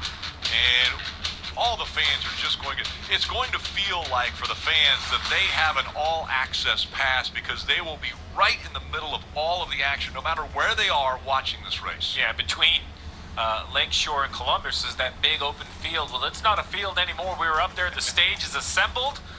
So many good music acts. I mean, it's going to be a full weekend of not just racing, but entertainment. You're right in the heart of one of the greatest sports cities in the country. I can't give it the greatest. It's one of the greatest. I'm not going to put them in order. I get a lot of social media hate, but I mean, it's an amazing city with an amazing history, and to think that we're going to see stock cars for the first time on the streets, I would have never guessed Lakeshore Drive right out, right inside Chicago. Yeah. I can't wait to see what happens in terms of, like, every time we do anything new in this sport, there's consequences, unintended consequences, and things that you don't prepare for. There'll be things that these cars experience that they've never experienced before, creating all types of issues. Can't wait to see what challenges these teams and drivers, Kim. And you see Brandon Jones on pit road right now for the second time. The first time they had to cut away the left front of that composite body. Right now, changing all 4 tires due to a flat spot. But I asked Brandon this morning, kind of, give me an idea of what your season's been like. He said there's been little mistakes all season, but really it's been bad luck more than anything. We've had speed, and that's why we're not trying to rewrite the whole year and do something totally different. And that bad luck, though, continuing here in Nashville for Brandon Jones. Marty? Little tape on the left rear for Sheldon Creed. Bottom of your screen, as you see, they're really in here, though, to check the right front. That's their biggest issue. Steve, I find it fascinating what these crew chiefs are having to do. So Jeff Stankiewicz is having to trust Sheldon Creed when he says, hey, I know you spun on this set of tires. Did you spin bad enough to flat spot them, or will you be good? Because they can't afford to put on a fresh set of Goodyears right now, so they're leaving the tires that he spun with on the racetrack on the race car. Well, yeah, I mean, we're not even halfway yet in this race. You see, though, only 17 laps to go in the upper left in stage 2. I think that's kind of the key, is anybody that's having tire issues or tire count issues, if you can somehow nurse your disadvantage to the end of stage 2, that should kind of reset the field. And I think that will be a big advantage for these guys to kind of get on the same strategy as everyone else. We see here, I think we're coming to the choose again. This time we're going to have the 16 of Chandler Smith take the bottom, give Sam Mayer the top. Be a pretty good birthday present for Sam Mayer if he was able to find victory lane here. He turns 20 on Monday. Now a slick track gets even slicker with a speedy dry and everything required for the cleanup. All these caution laps also are picking up a lot of rubber that's been laid down, whatever's been put down in the short amount of green flag laps we've had. Steve, gets picked up, and this track gets slicker and slicker every caution. Let's listen into Chandler Smith's radio. One of them days, man, it's going to be all about discipline. These guys are just chasing up into the guy outside of him, Rick, so be mindful of that all day. Yeah, I'd like to just stay right here. Let's just do that. That'll be the easiest thing. I'm 100% on board with it. I think that's so. Jeff, you say it and you put it very well into all of our meetings that we forget, because they're professional race car drivers, just how young the field is in general, right? This is the feeder series. These are young race car drivers trying to move up, right? I mean, Chandler Smith, 20 years old. Sam Mayer turns 20 on Monday.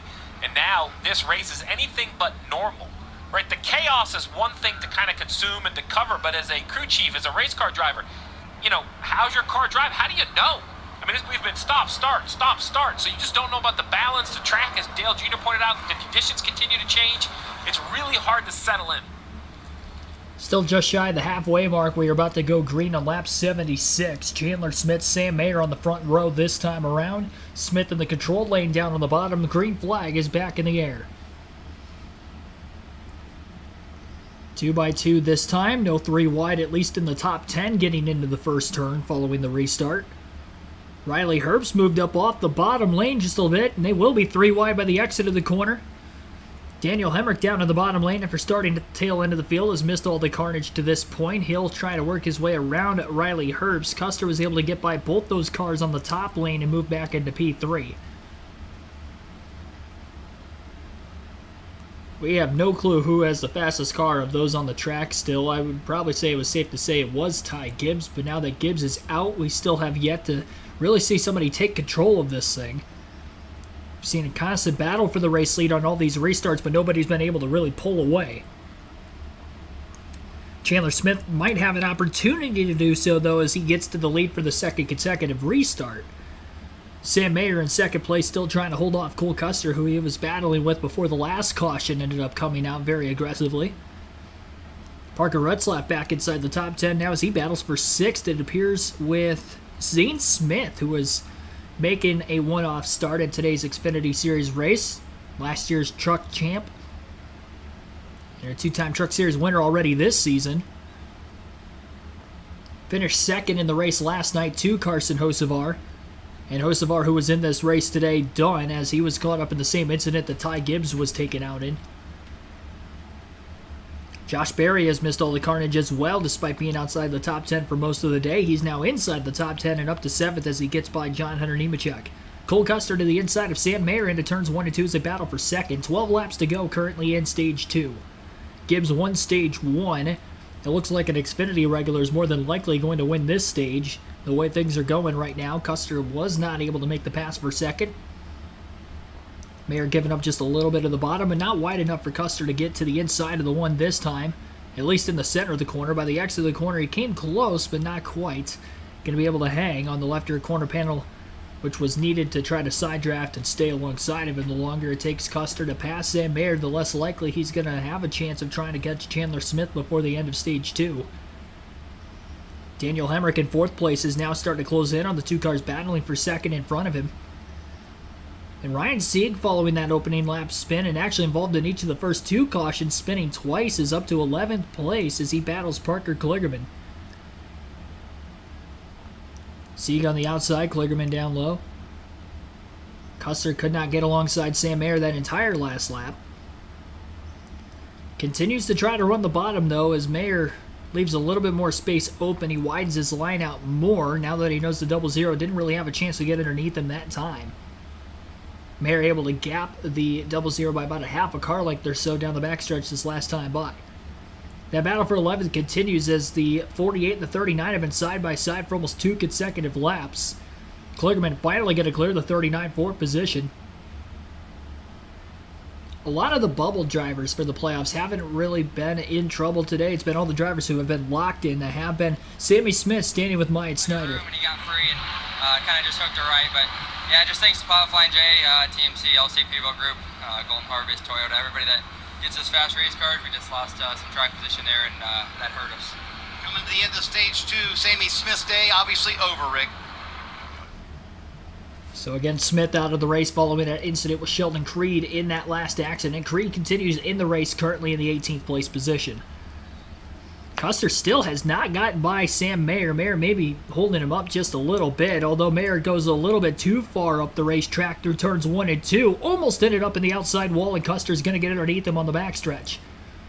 That was the mistake that Custer needed to be able to capitalize and pass the young Sam Mayer, as he does. Mayer going to cross him over through 3 and 4 to cut back to the bottom himself, nearly making contact off turn 4. About came together up near the outside wall as Mayer was making his way off the exit of the corner. Mayer slides the rear tires getting into turns 1 and 2. We've seen that from a lot of drivers today. He does keep it off the 00 this time and has to duck in line behind him as Hemrick will get to the inside of the one.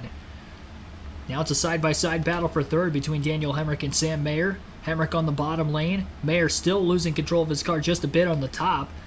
He's the highest running junior motorsport Chevrolet, one of only two of them that are in the top 10 and have not had any sort of an issue today. Allgaier with that early spin is in 13th, and then of course Brandon Jones collected in the last incident is now 2 laps down in 31st, but still in the race. And he's looking to get a lap back here at the end of this stage with the free pass coming up in about 6 laps if we don't get a caution for incident before then.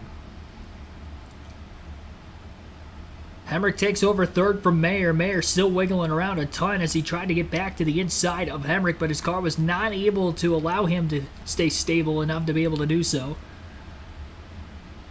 These guys are more than 2 seconds behind race leader Chandler Smith. I don't know if Smith is faster than Custer or not. It just took Custer so long to get by Sam Mayer on that last restart. And by the time he got to second and is 2.2 seconds off the lead, it's kind of tough to tell if he's going to have anything for Smith in the final stage. I definitely don't think he's going to have a chance to catch him here in stage 2 as we're running out of laps. Hemrick up 30 positions from where he started in the race today. 29 spots up for Zane Smith, and Sam Mayer, who started deep in the field as well, is up 28 positions. All those drivers inside the top 7. 3rd, 4th, and 7th exactly are where those drivers are running. 3 to go in the stage this time by. Hemrick trying to take the line away on the outside of Mayer. Mayer is having to run the bottom to try to get clean air on the race car. In doing so, he almost got to the inside of the 11 car that time. Hemrick got by him, but he's not pulling away. Now Hemrick switches to the bottom. He couldn't go all the way to the yellow line, though, because Cole Custer was there.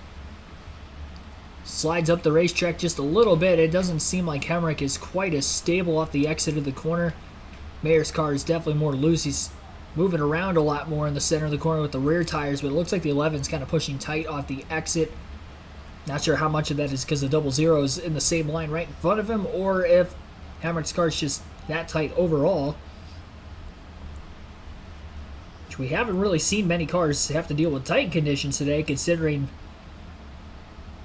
how slippery this racetrack is.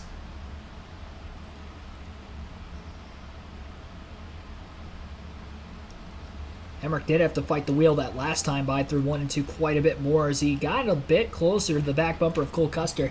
Since Custer got the second, he has been running a little bit slower than Chandler Smith. Smith has been about a tenth or so quicker than him a lap. And we are now on the final lap of stage 2. Points will be awarded this time by the start-finish line, so those drivers in the top 5, 2nd through 5th that are under a blanket, trying to go for all the points they can. Riley Herbst is closing in on Sam Mayer into turns 3 and 4 one final time in the stage. And he's not quite going to be able to get to the inside of him off the exit of the corner. Front of the field, Chandler Smith is going to win stage 2.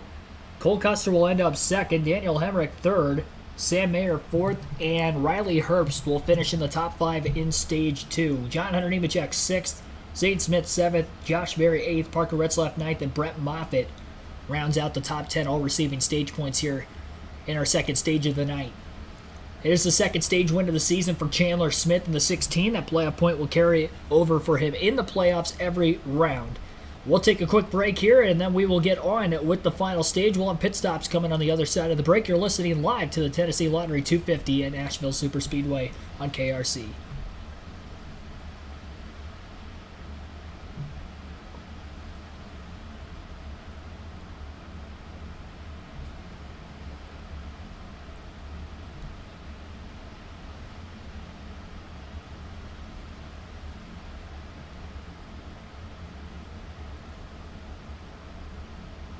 Villanor, thanks for tuning in as well.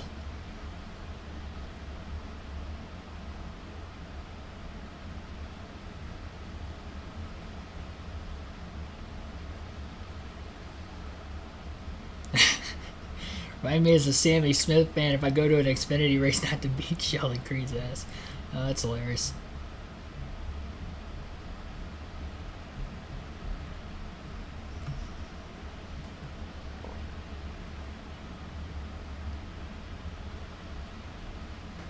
Cole Custer will be at the end. Concrete Cole. Nickname approved by Carl Edwards. It needs to be, because Concrete Carl, he was winning everywhere at concrete tracks. They had a lot more of them back in that day, though, too. More so in the Xfinity Series schedule as well as the Cup. Because he's obviously had a lot of those drivers, including Carl, running double duty on most weekends. Because we are in the Stage 2 break, it's time for our diecast showing here for Stage 2. This one is kind of broken, but I'm going to show it anyway. 124 scale diecast, just for measures. This is the wing. It's a car of tomorrow. It's a 2010 Elliott Sadler, number 19 Best Buy Dodge Charger. So here's the wing that is taken off. You can see where the spoiler's missing on the back. So yeah, no spoiler, no wing on this one. It broke off. I don't know how it happened, but it did. It's unfortunate. As a result of that, I can't really get the tailgate up in the air, so there's that too. But yeah, this one's actually signed on the windshield, as you can see. I didn't get it signed in person. I bought it that way, though. But I never gotten any of my diecast signed in person. Only chance and really opportunity that I tried to do it, I didn't actually try hard enough. I think I could have, but I didn't want to step in the way. I want to come off as... I try to come off as professional as I can. And I was like, you know what? It's okay if he doesn't sign this. But whatever the case was, here's this one. Like the Best Buy scheme, Matt Kenseth's Best Buy scheme back in 2012. Of course, which he won the Daytona 500 with pretty good too. But purple and yellow, yellow and bluish cars, man. I know it's not technically blue, but it looks blue to me. I'm colorblind, so it kind of looks blue to me. So it looks good. Yeah, I did like the Best Buy cars. Jeff Green's Best Buy car was always pretty good looking. Back in the mid-2000s, and the number 66.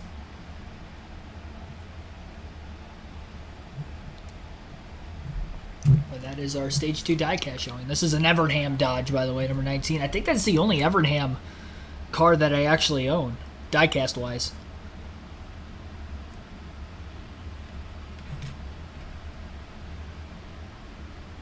Still upset the wing isn't on there. Dang.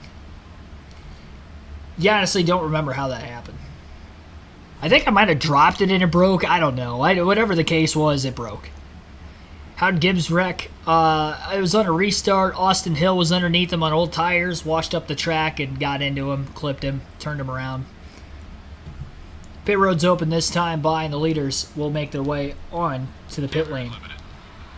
Yeah, and the cars making their way down pit road. Top left, Sam Mayer in that number 1 car said he needed more stability on throttle. Did not like that run, so they will look to tighten it up with an air pressure adjustment. A little slow on the right side for Sam Mayer as they make their way to the left. Cole Custer, top right, also needs tightened up, just way too free, he was complaining. Dave? From 33rd to 3rd for Daniel Hemrick. One run for him, no adjustments on this stop. As for the 16 of Chandler Smith, he said it got a little bit looser as the run went on, so a little bit of an air pressure adjustment for him. Let's see who wins the race off pit road.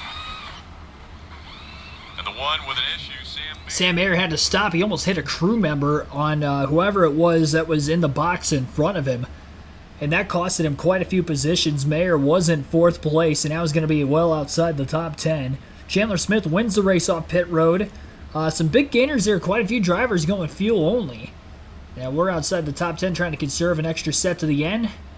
Considering we have had a lot of cautions today, they're probably banking on there being quite a few more yellows. And this is not the final stop of the day. They cannot make it on fuel to the end as we still have about 94 laps to go. We're midway through the race.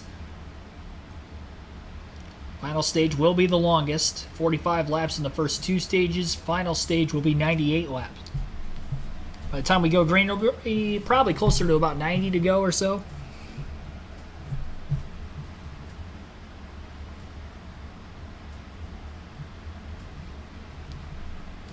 I know it's disappointing for the one to lose track position, but no damage to the car. Luckily, no injury to anyone on pit road. Well done by Sam Mayer. Let's go to the Peacock Pit Box. Hey, guys, if I were to give you 1 minute to kind of recap this race up to this point, you think that's enough time? Yeah, perfect. Spin, crash, spin, crash, spin, crash. Done. That's the recap. That's it. That's it. Let's go to tape. Yeah, they didn't waste much time in getting all of this done. Starting at the very beginning, get down into turn 1. A.J. Allmendinger makes it 3 wide with Kyle Sieg right here, who gets up into Jeff Burton a little bit, and then a lot of cars join in.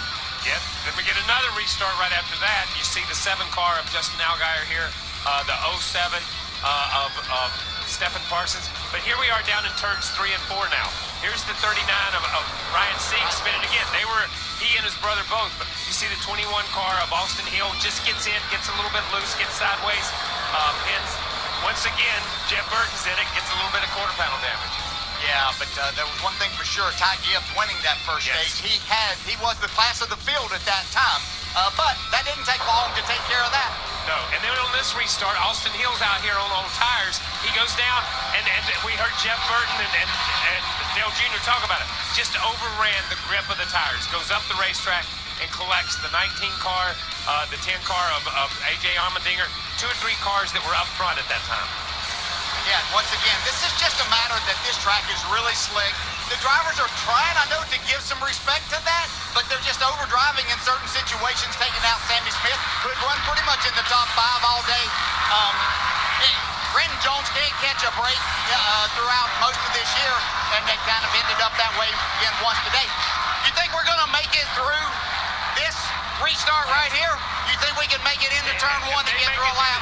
If they make it through this, and there's been 15 drivers involved in accidents so far, let's just run this last 100 and see what we get out of it. JP and the graphics department working overtime to create that list right there. We're going to have to go to scrolling pages if we have any more wrecks. Yeah, shout out to our entire crew. I mean, the shots of Sam Mayer coming out of the pits, just a great job by everybody on top of it today. And yes, you mentioned JP working overtime in the graphics there to add the names to the list of people involved in incidents as they're 2x2 once again. Custer on the outside. Chandler Smith will be on the inside, the winner of stage 2. Chandler Smith, the control car. So when they get ready to come back into the restart zone, it is his decision as to when they go. There was a penalty on Riley Herbst's pit stop, a tire violation, so he had to come back on the pit road. He'll be at the tail end of the field for the restart. Chandler Smith, Cole Custer on the front row, green flag back in the air. Custer not the control car though this time around, as he has been on the front row for every other restart so far. Chandler Smith is going to be clear easily into turns 1 and 2. Custer was trying to fend off one car to the outside, which was John Hunter Nemechek right in line behind him. First time we've seen Nemechek up in contention today after starting deep in the field. Qualified outside the top 20. And they're slowly getting that car turned around. It's the only JGR Toyota that is still in this race. And Josh Berry slowly moving his way forward, trying to get by AJ Allmendinger for 6. AJ, of course, involved in a spin. Same crash that took out Ty Gibbs and Carson Hocevar. Quite a few cars nose to tail in that bottom lane.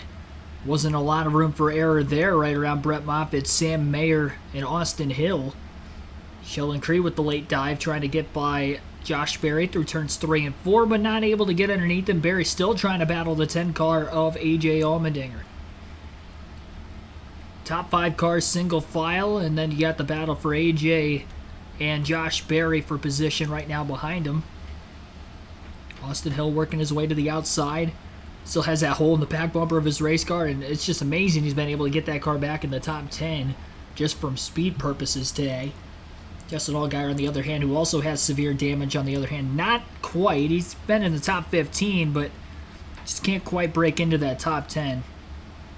Mayer's gotten a few spots back after having that slow pit stop. The pit stop itself wasn't slow. It was just problems getting out of the box. He had to come to a stop to keep from hitting a crew member. Had to back up and then have a wider exit to get around that car that was angled in a bad spot for him to try to get out of his box. Brett Moffitt trying to pass Sam Mayer for position on the inside of the racetrack through 3 and 4. Mayer lost a little bit of time in 1 and 2 when he was battling Austin Hill, and Hill cleared him by quite a bit. About a 4 or 5 car length difference or so.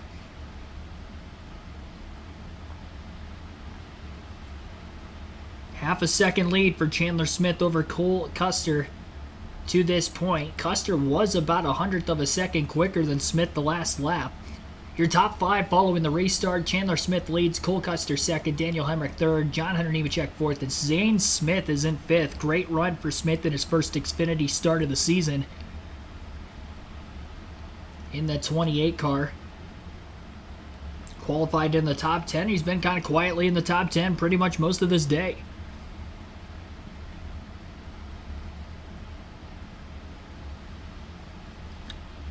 Should say he was top 10 in practice. He didn't qualify top 10. He had a hiccup in his qualifying lap earlier this morning. Actually qualified pretty deep in the field, but is showing the top 10 speed he had in practice from the night before. Still just over 80 laps to go. We've got a spinner. Parker Kligerman's around off turn 4, and in the infield grass on the front stretch. It does look like he has saved it, but the caution flag has been displayed. It's our 9th caution of the race.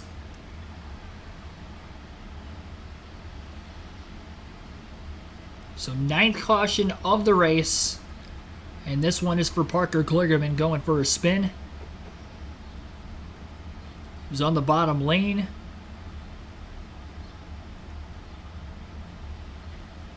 Looked like he was under power. He had turned off turn 4, but it looked like he was very slow most of the way through the corner. Parker Retzlaff blew around him on the outside.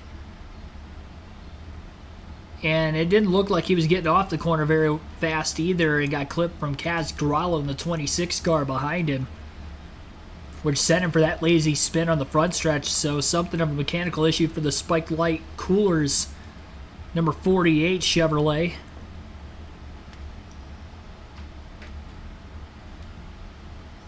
Hopefully he can continue. He was on the outside looking in for that playoff battle coming into the day. He was only 12 points behind Daniel Hemrick.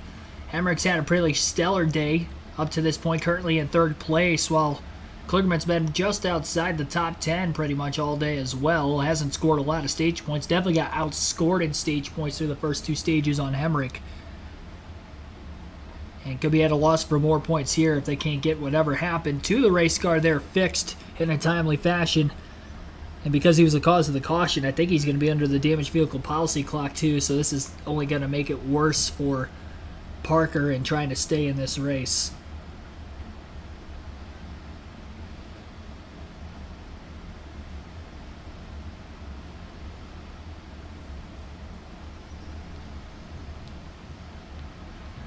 Dave, how about the 26? Well, he circulates with 4 good tires, does Kaz Gralla. And as we give you your Toyota driver update for the afternoon, let's listen to what he had to say and the team had to say after that little contact with Parker.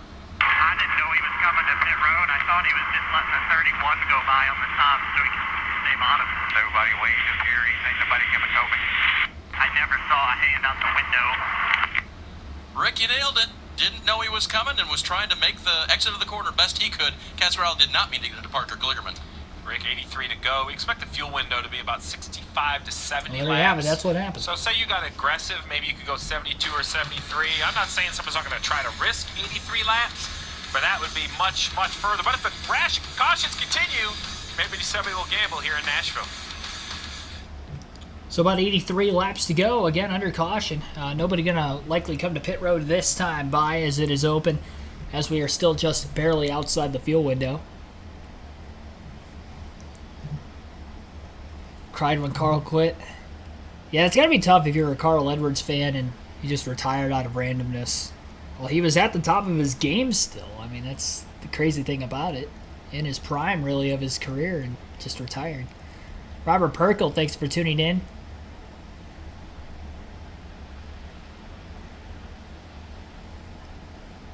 Carl was a fit dude. Still is. They had him on for that Darlington race as a guest commentator during one of the stages, and he still looks jacked.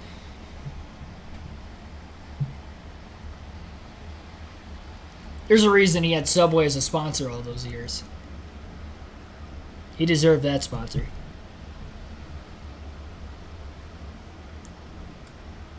So we're up to 88 likes on the stream. We're only 13 away from our goal of 100, so be sure to hit the like button if you haven't done so already and subscribe for more daily NASCAR content. It has been a caution fest of a race, 9 yellows, and we still have 82 laps to go, only 106 laps complete.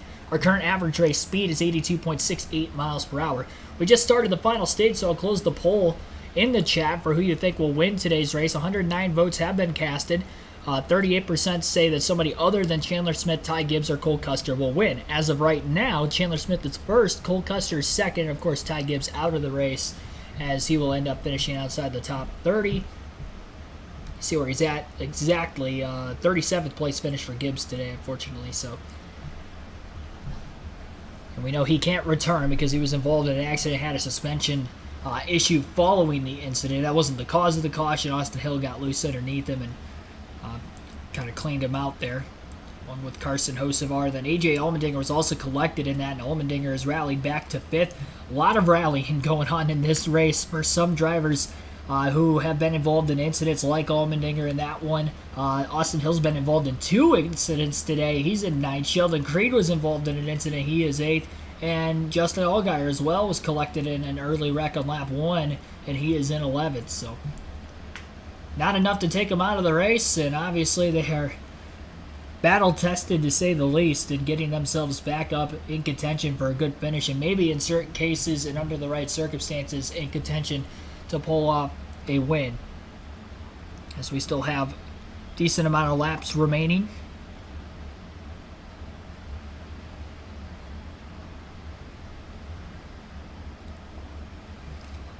Hot day in Nashville, Tennessee.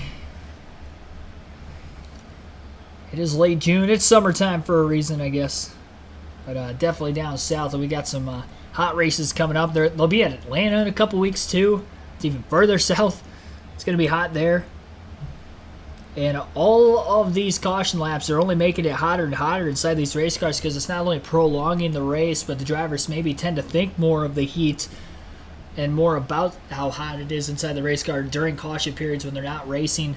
They can kind of get their minds off of how hot it is in the race car under green flag conditions because they're not really thinking about it. They're just thinking of where they need to put the car and just focus on mainly trying to keep control of the car, especially on a slick racetrack like it is today. But yeah, during these caution flag periods when you have that extra downtime, I think it's very important for the crew chief and the spotters to just kind of stay in the ear of these drivers, try to keep them focused, and more so on the race, I should say. They should stay focused and not on the heat itself. So Chandler Smith and Cole Custer will be on the front row for the upcoming restart once again. Why did 21% vote? Well, Gibbs won stage 1, so I think a lot of those votes were casted before he was knocked out of the race. He's out now, but 21% said Gibbs based off of where he was running before. But Custer at 31% wasn't that far behind. It was a pretty close poll. Custer was my pick to win. I did put money on him, too. I don't usually do that for the Xfinity Series, but I felt pretty confident about it. He doesn't have the fastest car today. I think still Gibbs has got the fastest car. It's in the garage, though, so he can't win. Somebody else is going to have to capitalize. We'll see who it's going to be. 79 laps to go. Green flag back in the air at Nashville. Chandler Smith on the inside lane going to get a push from his teammate Daniel Hemrick from behind. Custer as well on the outside lane getting a push. Doesn't have to play defense this time. We'll see if he can stay with the 16. Not going to be able to. Side by side for second between Hemrick and Custer off of turn 2 while Chandler Smith is clear. And actually Hemrick is going to pull to the inside of his teammate for the race lead. Daniel Hemrick, who hasn't won since the championship race back in 2021, I should say, could be in contention for that second career win today and to lock himself into the playoffs here in 2023 if he can get the win. He was the last driver above the cutoff line on points coming into the day, so that'd be a huge victory and a sigh of relief for the remainder of the summer. If he can get the win, Chandler Smith is loose, almost gets into the wall off turn 2 as he had to make a big save. Hemrick still couldn't clear him until they get halfway down the backstretch. Hemrick is now clear into 3 and 4. Smith trying to charge hard on the outside again, but he's got Custer battling him for second. And so Daniel Hemrick has taken over his colleague racing teammate for the race lead. Zane Smith up there trying to fend off Sam Mayer, almost making contact with him in 9th place. Chandler Smith trying to get back to the inside of the 11. Hemrick doesn't give him a lot of room, and Smith's there off of turn 2. Door-to-door for the lead again, down the back. Cole Custer is waiting in the wings for one of these drivers to make another mistake to try to pounce on both of them. Smith goes up the racetrack, trying to take away the line of Daniel Hemrick. Hemrick is going to slide a little bit too far wide. Custer's underneath him for second, and the race lead was short-lived for Daniel Hemrick. He lost it after a lap and a half, and Chandler Smith's back to the point again. A.J. Allmendinger as well into 4th place as he battles John Hunter Nemechek, so all 3 colleague cars having some strong runs here this afternoon at Nashville. Pretty even down the back between Custer and Hemrick this time. Even more even behind them between Nemechek and Allmendinger. Custer getting held tightly, but he is going to be clear for second as he pulls the block on the front stretch on Daniel Hemrick. Down to the apron trying to get away from a side draft is John Hunter Nemechek with Allmendinger trying to hang on his right rear corner panel, and Josh Berry in 6th is starting to close in on the 5 drivers ahead of him. Top 10 following the restart. Chandler Smith leads, Cole Custer second, Daniel Hemrick third, John Hunter Nemechek fourth, AJ Allmendinger fifth, Josh Berry sixth, Sheldon Creed seventh, Austin Hill eighth, Sam Mayer ninth, and Zane Smith rounds out the top 10.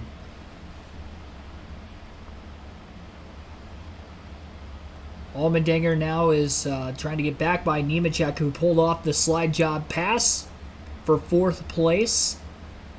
Josh Berry running the top. A lot of the drivers in front of him running the bottom. A little bit of damage to the back bumper of Berry's race car. Somebody might have gotten into the back of him. Probably in a checkup from all the incidents we've had so far today. I'm surprised more drivers don't have that kind of a hole in their back bumper. At least out of the drivers at the front of the field, they don't seem to have many of them. Austin Hill, Sheldon Creed. Tight battle for position between the two RCR teammates for 7th. Creed holds on to the position for now. Custer only about 0.6 of a second behind Chandler Smith. That last lap, Smith was about a 10th quicker than Custer. And now Riley Herbst, Sam Mayer also side by side in the top 10 for 9th.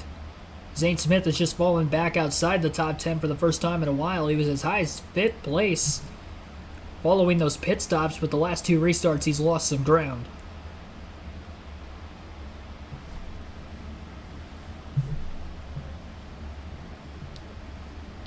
Restivo on top of the pit box, working quickly with Riley, kind of figuring out their vernacular, how they want to communicate, what kind of scale they use. So, you know, a good first showing for a new crew chief for Riley Herbst.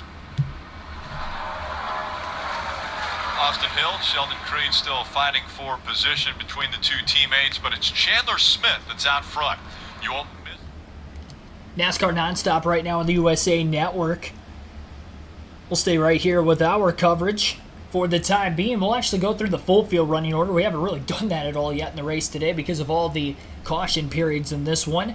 But during this green flag period, we'll do that right now. Chandler Smith has a 0.6 of a second lead still over Cole Custer at second. Again, Daniel Hemrick is in third. John Hunter Nemechek up to fourth, and AJ Allmendinger is in fifth. Josh Berry is sixth. Sheldon Creed seventh. Austin Hill eighth. Riley Herbst ninth, and Sam Mayer is 10th. 11th place is Zane Smith, Justin Allgaier in 12th, Brett Moffitt 13th, Parker Retzlaff 14th, and Anthony Alfredo is 15th. Kaz Grala in 16th place, Ryan Sieg in 17th, Jeremy Clements 18th, Parker Clearman 19th, and Kyle Sieg is 20th. Joe Graff Jr. 21st, Blaine Perkins 22nd, Brendan Poole 23rd, Kyle Weatherman 24th, and Jeb Burton is 25th. Jeffrey Earnhardt in 26th, Brandon Jones 27th, Chad Chastain 28th, David Starr 29th, Joey Gase is 30th, and 31st is Ryan Ellis. I'm surprised there's that many cars on the lead lap still. You would think with all the cautions we've had, more drivers would be knocked out of the race. It's not the case. Mason Massey is 8 laps down in 32nd. Josh Williams 33rd, 19 laps down. I think both those guys are still in the race, but they had been behind the pit wall there for a little bit, now back in it. Surpassing all the drivers who are out of the race from 34th on back behind him. Sammy Smith will finish 34th, Connor Mosack 35th, Carson Hocevar 36th, Ty Gibbs 37th, and Stephen Parsons, who failed to complete a lap today, will finish 38th. That is your full field running order. We'll take a quick break here. You're listening live to the Tennessee Lottery 250 at Nashville Superspeedway on KRC.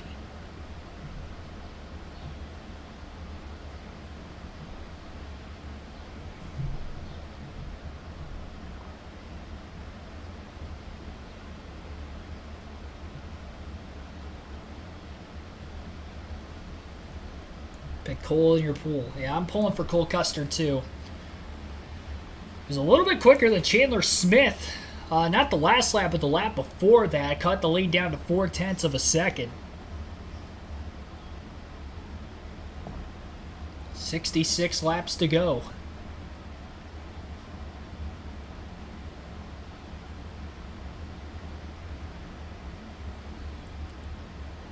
John Hunter Nemechek got really loose off turn 2. Gets passed by AJ Allmendinger. Daniel Hemrick, who lost a couple spots to the 2 cars that are in front of him. Almost pounced back on John Hunter, but couldn't quite stay underneath him long enough.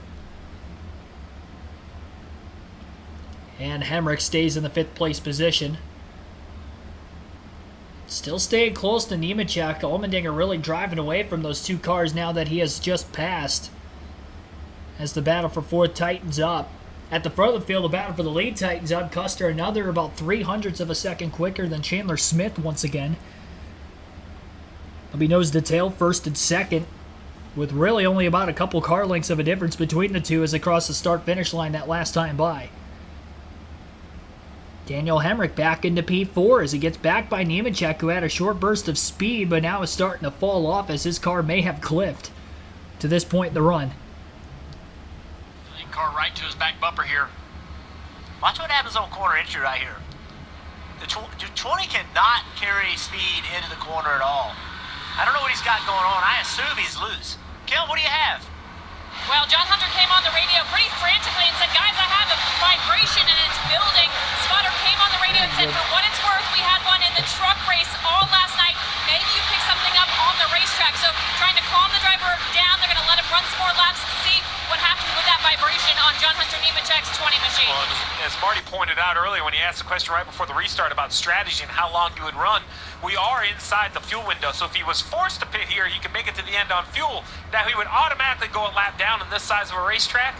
So then he would need the race to run long enough for everybody to cycle through. So it'll be interesting to see how this vibration is. I hear right front. Yeah, I thought that's what I heard on the 20. You can tell he's obviously very, very timid. See his battle for the lead. We're ready for you anytime. We're ready for you anytime. Yeah, I'm coming this time. There you go, coming this time for the 20. You mentioned the battle for the lead up top. The 20's coming on the below. And that's all you can do as a driver. You just have to make your best guess. Look, guys, I got a pit. And it just is.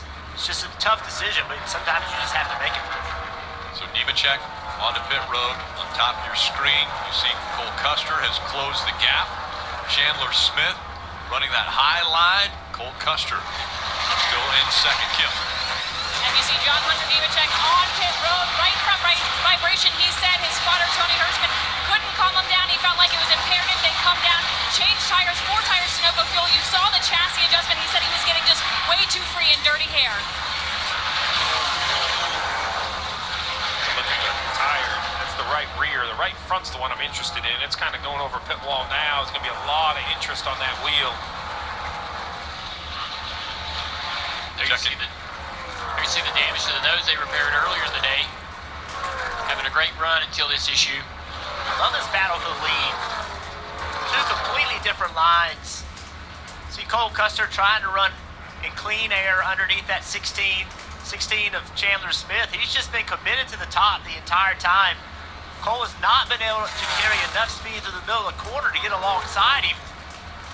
Chandler's perfectly content with him down there. It's where Chandler wants to be. That time, Cole just wrapped the yellow line. That seemed to be a little bit better, but he just can't keep pace down the straights. It's another impressive thing to note about Chandler Smith.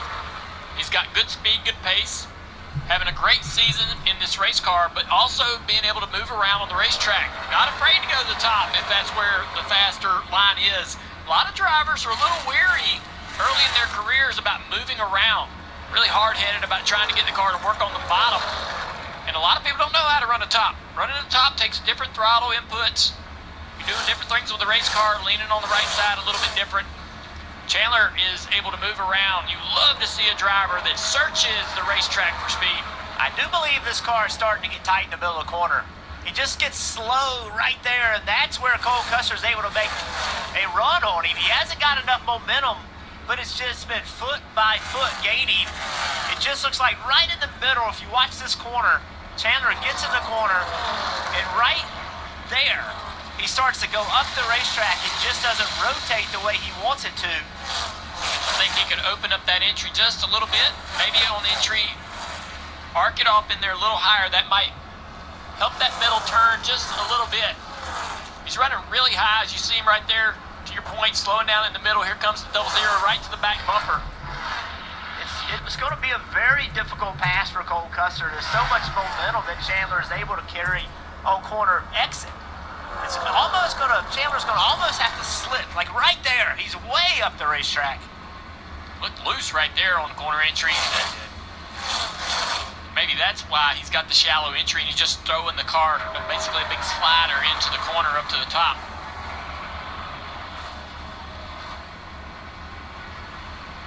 What a great race.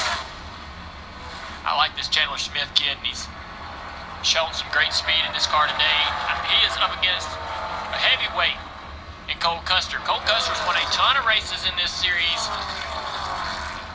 We knew when he showed up this year they would be strong when he came back to the Xfinity Series. He's got a point to prove that he belongs in a Cup Series. And he had to vacate, chip on his shoulder. Keeps getting a little bit closer. See right here, he's going to get next to him. Can he stay next to him, get to his left rear quarter panel on this front straightaway? Chandler Smith about ended up in the outside walls. He got a bit too loose in 3 and 4. Cole Custer's on the inside looking for the lead with 55 to go. Door to door are the two cars battling for the lead. Custer moving up, trying to take the line away from the 16. Chandler Smith going to hold on strong, and they're still side by side as Smith nearly rubs the wall again off turn 2. Cole Custer on the bottom. Chandler Smith on the top. Smith has been struggling with a loose race car in the center of the corner. That has allowed Cole Custer to capitalize, and A.J. Allmendinger back in third is starting to close in. He's only a second off the lead as these two are taking a while to try to get around one another and drive away. Chandler Smith is able to hold on once again. Cole Custer had to dive in line behind him on the front stretch, but through 1 and 2, Custer back to the inside. Didn't get too aggressive with the side draft down the backstretch, but he does before entering turn 3. Awkward angle for Custer getting into the corner. Chandler Smith more in the middle this time, trying not to let Custer get too much momentum built up on the bottom. And that is why Cole is just not able to get the throttle down soon enough to be able to clear the 16 car. A.J. Allmendinger is now just 0.6 of a second off the lead as the field enters lap traffic. Lap car in the way of Chandler Smith on the outside, but he just cuts to the bottom clear of Cole Custer off turn 2 again, and A.J. Allmendinger is there as he closes. Allmendinger finished first and second in his first 2 races in the Xfinity Series this season. In his third, he is currently P3, and now is maybe in the best contention on tires with how much the 00 and the 16 have probably been using him up to this point in the run. NASCAR nonstop on this commercial break will keep our live commentary coverage going. 52 laps to go in the race to this point.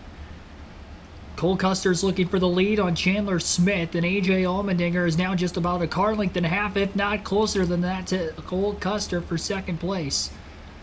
Allmendinger to the inside of the 00 for second. Off of turn 4, he's going to hang on there. Lap car might have caused a little bit of a dirty air effect on the outside lane for Custer, so he didn't have as good of a corner through 3 and 4. Chandler Smith struggled to get around the lap car as well. Now the lapper's down on the bottom. AJ's going to try to get underneath him. He gets loose, almost gets into the lap car. 3 wide to the outside goes Cole Custer as he's able to get by the 10.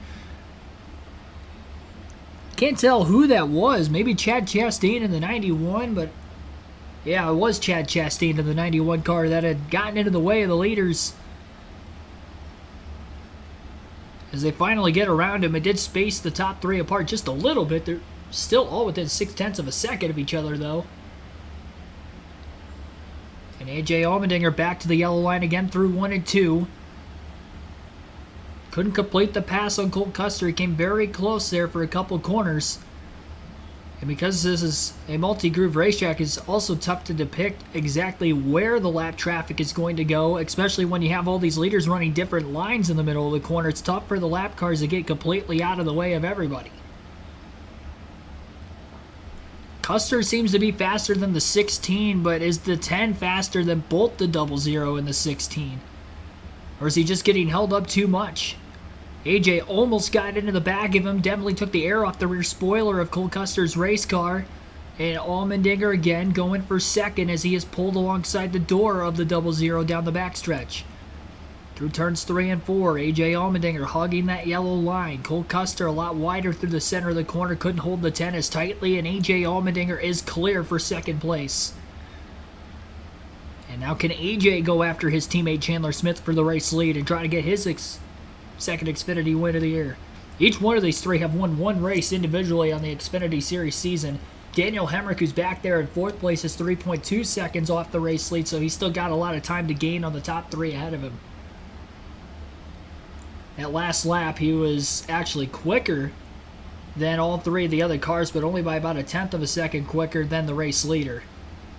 as many seconds as he is off the lead. He's going to need these guys to battle a little bit more.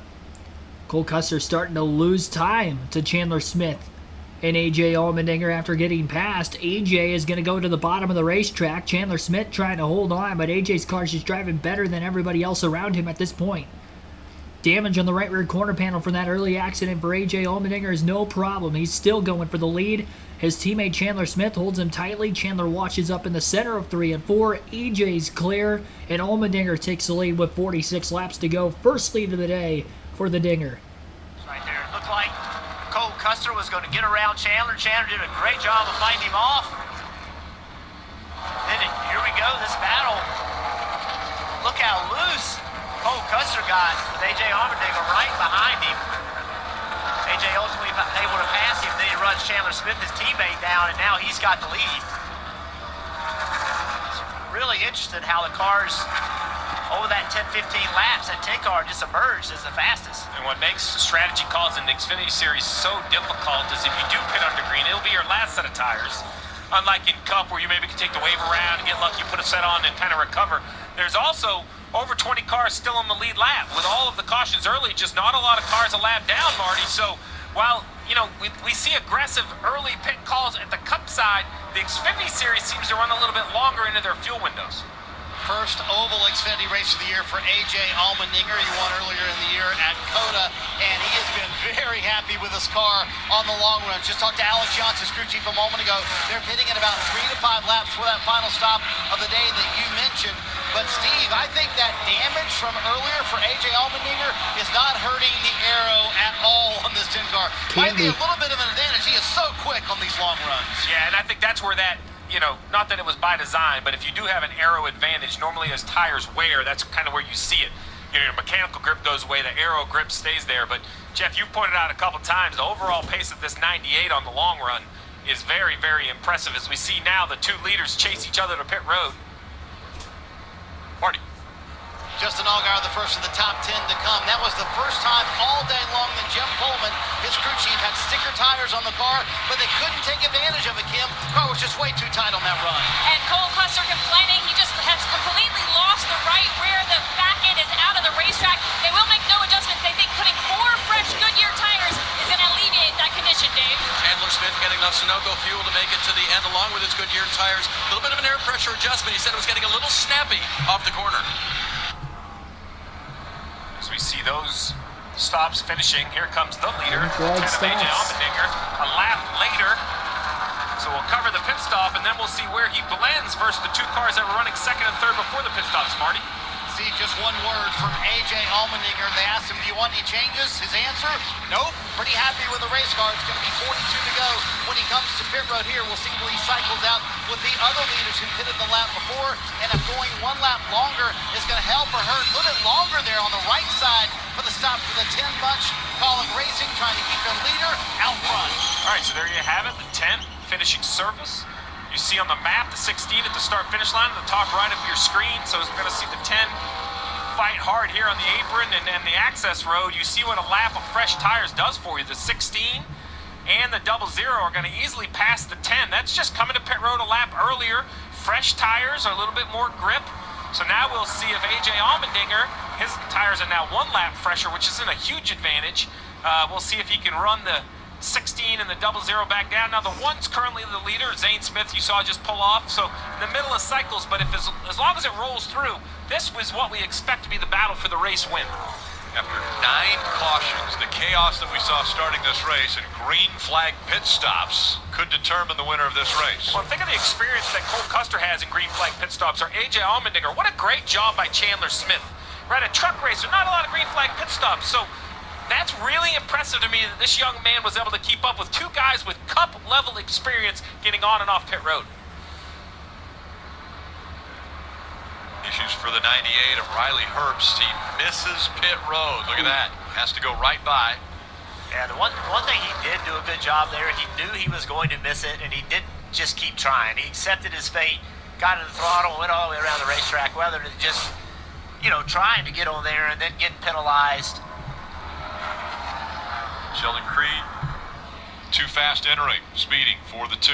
As we see this battle right here, so Sam Mayer staying on the racetrack Parker Retzlaff staying, Parker Kligerman. What are they hoping for? They're hoping maybe we go another 10, 15 laps. They still have enough fuel and then get a caution, because then they can come down, put their last set of tires on. These leaders, wow, they'll be on the lead lap by then. They'll probably unlap themselves. Now they'll have hot, used tires. So that's kind of the strategy call for the first, second, third, Joe Graff Jr., all these cars that stay on the racetrack. They're hoping for a caution, probably even in 10 more laps, so then they can put their last set of tires down. Serving the penalty there, you see Sheldon Creed in the 2. How far can they go, Steve? For example, Sam Mayer. Well, Sam Mayer right here was last on pit road at lap, 94. So he could go all the way to probably 160, no problem. As you see now, the 16 car unlapping himself, Kim.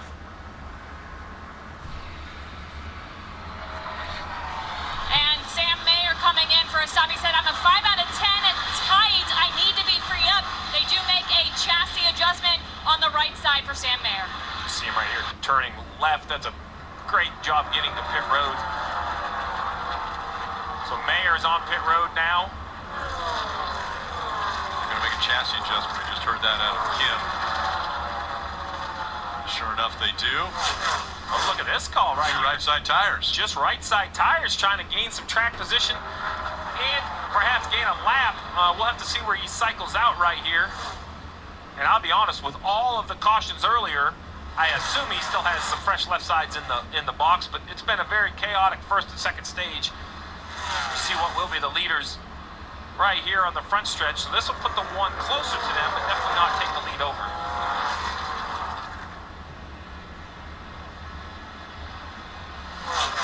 Retzlaff still scored as the leader. Parker Kligerman second until they come to pit road. Chandler Smith, Cole Custer, 6th and 7th of the cars that can make it all the way to the checkered flag. And I like this call for the 31 of Retzlaff because, you know, as you question how far could you go, I say they could go probably about another 10 laps. Run as long as you can. You're kind of committed now, so just run as long as you can. This could be the break. This young man could get to win his first race, right? You get a lucky caution. That isn't the only luck, right? The caution might be lucky, but the strategy isn't just luck. This was a good decision by this team. We'll see if they get fortunate enough to get it yellow. We had enough earlier. I'm not sure if there's any left in the race. Yeah, the screen on the bottom, this is ultimately we believe will be the battle for the lead. These three cars have all found themselves right together again. This time on newer tires. Chandler Smith's running the bottom of the racetrack. It's pretty much what they'll all do until the tires start to wear out and it starts looking for grip somewhere else. A little bit of traffic in front of them, not a ton. It's really going to be settled on who can look at the 10. Dive down into the corner, and I don't know that he affected the balance on that 0, but he can get in the corner so much deeper than the rest of these guys. This car's coming to life here late in this race. And Junior, it seems as though the 10 favors a longer run. I mean, that last long run, he was able to get out front, get the lead. Wasn't able to come out of pit road after those pit stops in the lead, but now he's fighting right back and will be challenging these guys once everyone has cycled through their pit stops. He'll be challenging them for the lead once again. Let's listen in on Cole Custer's radio. Yeah, parachute for a right rear quarter panel. They shouldn't be letting their face like that with a 50-pound force side force. Yep, I agree. I see it too. And that's the complaint from other drivers about the side, the right rear quarter panel on this number 10. It's obviously, you know, anytime you can flare out the quarter panel, you're going to gain a lot of side force. It's a very slick, loose racetrack that's going to improve the balance of the car. AJ didn't do that on purpose. The team didn't do it on purpose. He got caught up in a crash early in the race. It's an advantage that they gained through the damage and that going in their favor.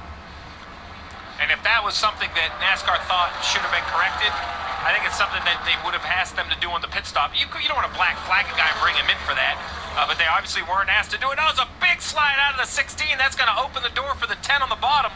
Yeah, Chandler Smith, way up the racetrack and catch it, opens the door for the 10 of Allmendinger to get by, but it's still Parker Kligerman that is leading this race at Nashville. Kligerman in the 48s.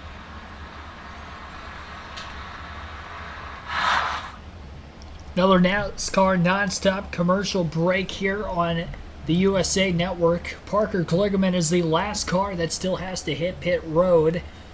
Everybody else behind him has already made their final stop of the day. Cole Custer battling the 16 car for second place right now as they get into turns 3 and 4. 16 holding the 00 tightly on the bottom lane, but not tight enough.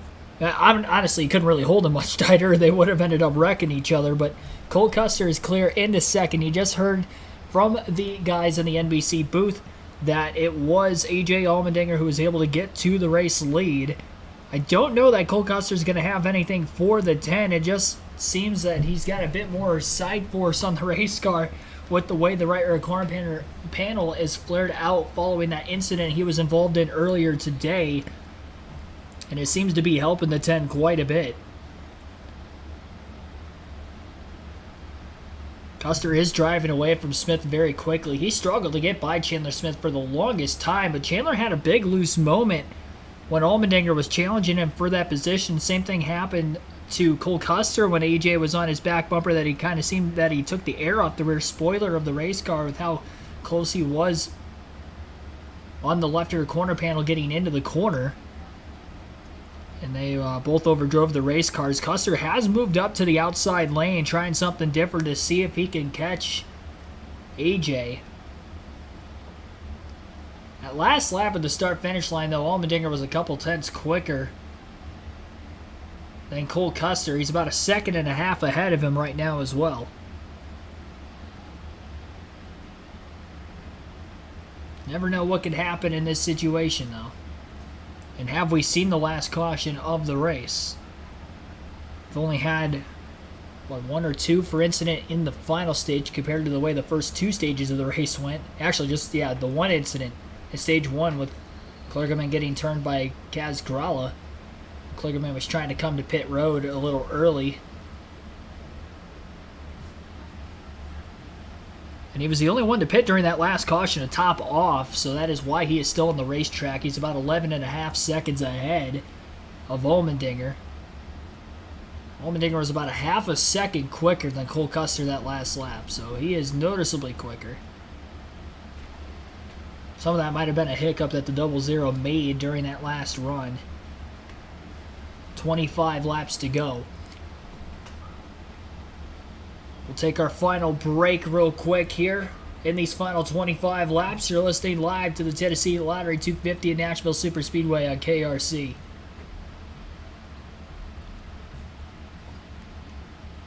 Keep the live commentary coverage going, of course, and you'll get to hear some post-race interviews from some of the top finishers. I'm sure they've gone past the airtime with all the cautions we had in the first half, so we might not get many, but whatever we do get, you guys will get to listen in. Jeb Burton is also still having to hit pit road. He has gone one lap less than what Kligerman was able to go. Burton in the 10th place position right now, but he is on the lead lap, so if we were to get a caution, he would be in the same ballpark Kligerman is. Kligerman's just out in front. So he had better track position prior to the pit stops taking place. Brandon Jones also has gone a very long time since pitting, which I haven't realized. He is actually headed to pit road right now, it appears. So after 70 laps, Brandon Jones has just hit pit road. So probably expecting Kligerman to be able to go about another dozen laps or so, but we still have 23 laps to go, so there's no chance he's going to be able to make it on fuel to the end of the race. May come down for a splash and go only to try to salvage a top 10 finish, but he's definitely not going to be able to stay in front of the race leaders. Almost a 3-second lead now for Allmendinger over Custer. Clearly, AJ's the fastest car on the racetrack, and it's not even close right now. Sam Mayer is driven back up to 5th place during this longer green flag run. Had a pretty fast green flag pit stop as well. On and off of pit road very efficiently. And he's looking at a top 5 finish the way things are going currently. Austin Hill will cycle back into the top 5 once Parker Kligerman pits as well, also coming from a spin. Multiple spins earlier in the day to try to get his top 5. 20 to go at the line for AJ Allmendinger. 11 career road course wins, 5 oval wins in the Xfinity Series. This could be career win number 17 for him in the Xfinity side of things, and his second of the season. Josh Berry and Daniel Hemrick on screen battling for 7th. Could be an eventual battle for 6th once the 48 pits. Berry's got a nice run from the high side off of turns 1 and 2. He'll go back to the top in 3 and 4. Hemrick still riding the bottom down on that yellow line, as Berry continues to try to make up ground.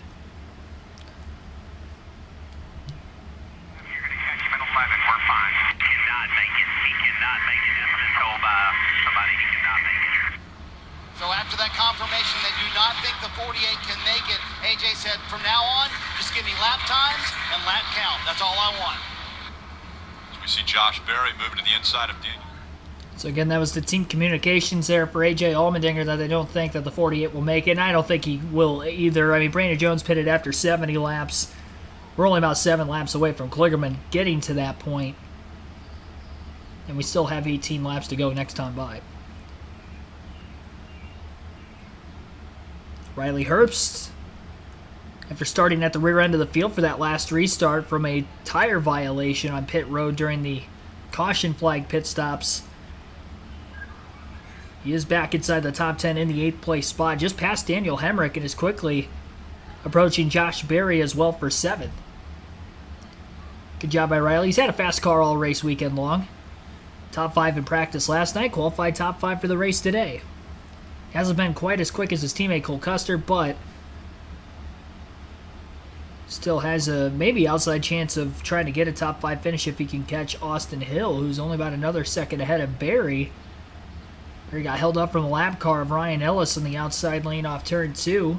Another lap car in the way of Berry down to the bottom getting into turns 3 and 4. That was Joe Graff Jr. Berry has to lift quite a bit in the center of the corner as he's now in dirty air, and Herbst is right there on the back bumper of the 8.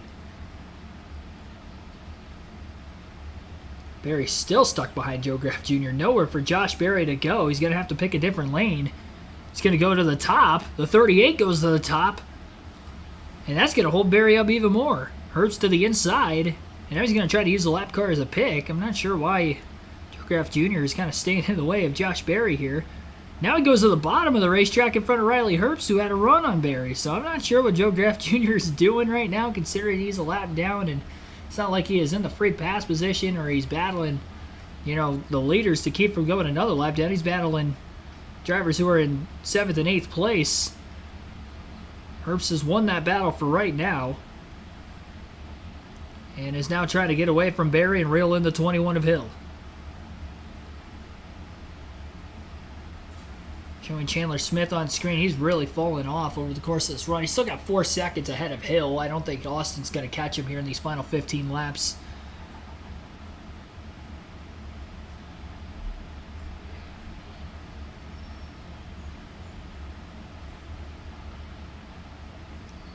Parker Kligerman still on the racetrack. He's only about 2.5 seconds ahead of Allmendinger, who's on much pressure tires. Approximately 40 lap pressure tires for the 10 car. Now under 2 seconds behind the 48. 3.5 seconds is the gap between Allmendinger and Custer at the front of the field.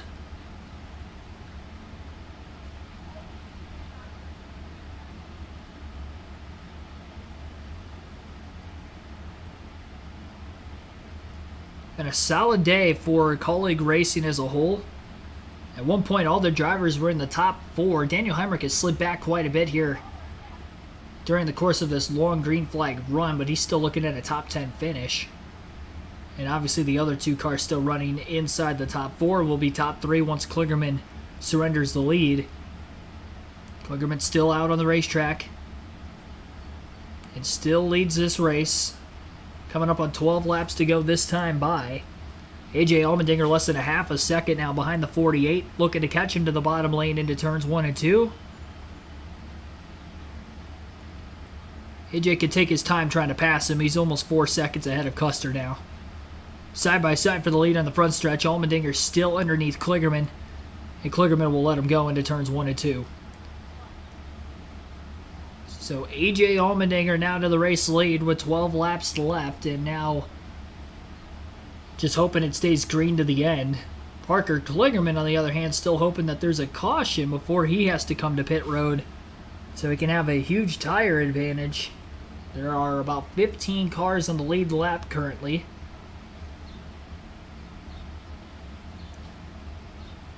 And 11 to go.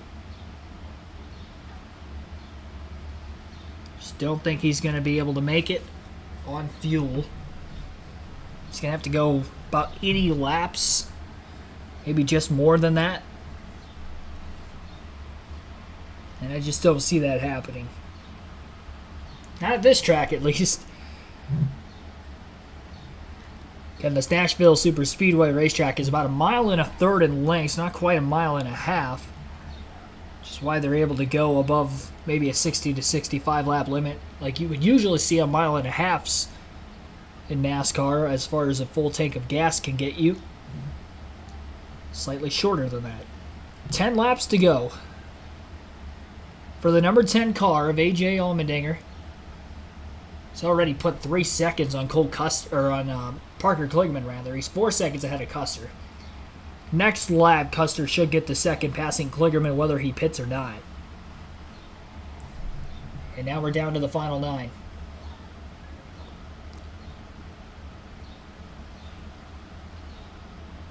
Maybe AJ fails post-race inspection with the right rear corner panel issue, and then Cole Custer gets declared the winner, and I still win my bet. I'd be down for that.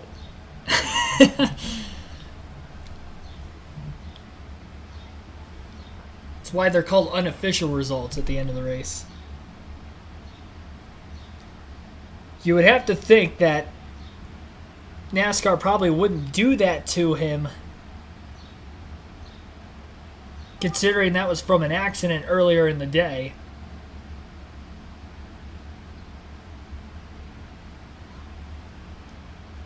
Riley Herbst has caught Austin Hill in a battle for 5th. As mentioned, Custer got to 2nd place, 4.5 seconds still behind the Dinger. Kligerman still trying to nurse it right now on fuel. If he can get a good finish out of this is going to allow him to close in a bit on Hemrick. Considering Hemrick outscored him in the stages, maybe overall in the race will be fairly even, but Kligerman needs a good finish here.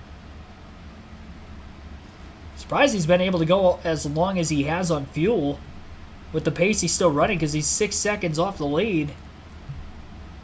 About 6 laps to go at the line. Hill sliding way up the track off turn 2 as Riley Herbst runs him down.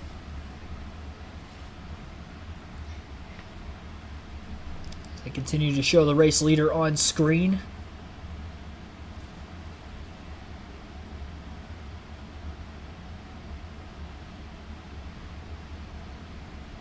Bumper to bumper is the 21 and the 98. Headed for turn 1. Hill goes to the bottom trying to take the line away of the 98 car of Herbst. But Hill is very tight in the middle of the corner as he goes way up the racetrack. Caution is out. Somewhere on the track, Chad Chastain's in the grass on the front stretch. With 5 laps to go, the caution flag is displayed for the 10th time this afternoon.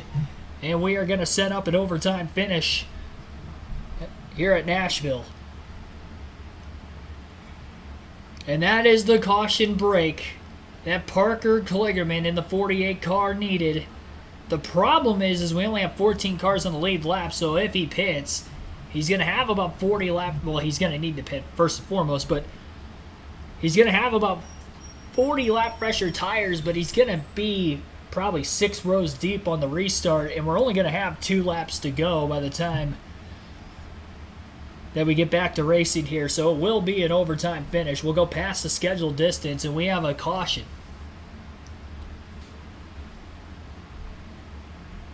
With 5 laps remaining in today's Tennessee Lottery 250. There's only 3 quali cars.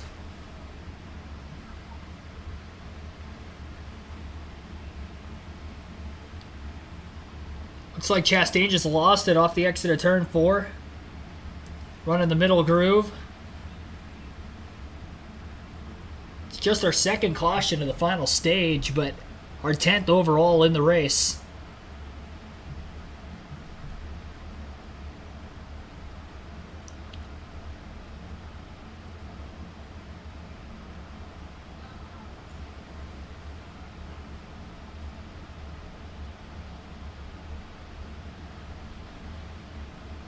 Hunter, thanks for tuning in here and late going as well. I appreciate everybody that is watching the stream right now. We have 184 people watching, 95 likes. Our goal is 100 likes on the stream, so be sure to hit the like button. Let's get to our goal. So we're about to head to overtime here. And we do have teams up on the wall. I mean, there were some drivers that went fuel only earlier in the race that might have an extra set of tires available or maybe some scuffs available as well. So the call to bring drivers to pit road is going to be an interesting one when it opens. Who will and who won't pit? This thing is wide open now. Allmendinger had about a 4.5 second lead over Custer at the time of the caution. No chance Custer's going to catch him those final 5 laps. AJ was the quickest on track at the time as well. That may not be the case anymore. Who will pit? Who will not? Not everybody has a set of tires left. Those drivers for sure are going to stay out. Pit road's open. Here comes some of the leaders. Custer's in. Stay on the racetrack. Allmendinger stays out. Road, though. How many come with him? Mayer's in. Starting to see a handful. Nemechek's in. And you see Cole Custer right now taking tires on the right side of his machine, still just loose on that. It is going to be a 4-tire change for Cole Custer. Also, Parker Kligerman coming in. We reported about his gas situation. This was a fortuitous caution, exactly what they were looking for. These are scuffed tires they're putting on that machine. And you see the one there of Sam Mayer. They did have at least 2 fresh tires. We'll check in and see what that team did. So it looks like the top 6 cars stayed out of AJ Allmendinger, Chandler Smith, Austin Hill, Riley Herbst, Josh Berry, Daniel Hemrick. So the top 6 stayed out. Cole Custer wins the race off pit road for those that pitted, so Custer's going to be back at 7th on the restart. We're only going to have 2 laps here. Again, an overtime finish. It'll be the 2 Colleague Racing Chevrolets of Allmendinger and Chandler Smith on the front row. Austin Hill going to be right there with him. Riley Herbst. Surprised he didn't go with his teammate to pit road. I think usually in those situations you see the same team stay out, kind of like we did see with the 3 Colleague cars. Here is Matt Colleague with my, well, you know, one thing about almost this said Maya group, they Snyder, never Marty quit fighting, Snyder. right? And that's what's happened today. AJ Allmendinger's always made Chris us Rice, fight. my He bad. does tell us what we're doing Chris wrong, and he Rice. told us yesterday how bad we were. So we got to go to work, you know, and we went to work. Alex Shantz, Bruce Schlicker, Jason Trincherry, everybody back at the shop really went to work. But, man, so proud of Matt Colleague for letting us do this. And getting involved with these country music singers, it's pretty cool for them to stand up here and jump around and sing and do a bunch of that stuff. So, yeah, AJ's telling us what we're doing wrong. Right now he's not saying nothing. He made me have my radio off. There you go. He's got the country music stars back here kind of hanging out. AJ's going to come, I believe, to the choose next time and try and close this one out for a second Xfinity win of the year. So a quick update on pit stops as we see, was that Bailey Zimmerman? Did I say that correctly? I think I did. Religiously. Yeah, you did. That's the name on the I can only see my eyes apparently aren't as good as yours, Rick. I can only get the name. I couldn't see You had the BZ. Yeah, I got the name. I mean, my eyes aren't that good. So tires, cooler. We won't call them fresh. 7th currently. Cole Custer, first car off pit roads in 7th. You see this? These are the lap down cars pulling because the lead lap cars that pitted are legally allowed to pull up in front of the lap down cars. That puts Custer now the 7th car in line. So now, Dale, back to your point about the choose. You're Cole Custer. You got cool tires. Where are you going? Outside. So I'm going to the outside so I can go to the top if I want to. I know that it's slick and edgy, but I don't want to get trapped on the bottom behind old tires. I know everybody's going to go in the corner and likely slide up the racetrack and make me a fool, but I think... See, the big thing is here, too, obviously, as Dale Jr. just stated, going to the outside would probably be the play for Custer. But if we get more cautions than just this one that sets up one overtime restart, the more overtime restarts we have, the more likely it's going to be for those drivers that pitted to win this race. But with 6 cars staying out, that might help AJ and Chandler Smith at the front of the field to maybe be able to hang on and decide the winner amongst themselves. Now, Austin Hill has been aggressive on restarts already today and has probably caused 2 of the incidents is already trying to go 3 wide on the bottom of a restart. He'll be on the inside of row 2. So if he tries to go 3 wide to the bottom again, he already took out the leaders once doing that. Hopefully he doesn't do it again. But he is there, and it could be possible. Now, Cole Custer actually went to the bottom lane, which I'm surprised. Parker Kligerman will be in the outside of row 4. Custer will be on the bottom lane of row 4. Now, Custer did get to the lead earlier on a restart when the leaders had ended up wrecking, so maybe he's hoping that that's the case again. That's why he's in the bottom, so he doesn't get caught up in an incident on the outside lane, I guess. And he is maybe thinking that we are going to get another caution here before the end. Now, if the caution comes out after the leader gets the white flag, the next flag ends the race, whether it's the yellow or the checker. But if we don't get to the white flag, we get a caution, we'll have at least one more race start. We'll keep doing it over and over again until we see the white flag. Overtime attempt number 1 here. Into the Geico restart zone. Allmendinger on the inside of the front row. Green flag back in the air. Chandler Smith on the outside. Austin Hill going to try to push the 10. The 16 makes contact with them. Riley Herbst is going to go to the outside, and he's going to try to take the lead from both of them. 4 wide down to the bottom is Cole Custer as he is going to tag Josh Berry. The 16's around. The caution's out again. Chandler Smith has spun. We're under yellow. Cole Custer tagged Berry, who tagged Smith. They were 4 wide. There was nowhere to go. And it'll be Allmendinger and Herbst, I believe, on the front row for this next restart. Our 11th caution, and we will have a second attempt at an overtime finish.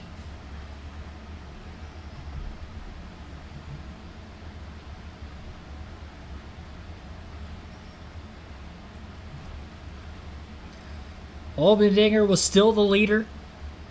Chandler Smith made contact with the 10 car as they were going through the restart zone.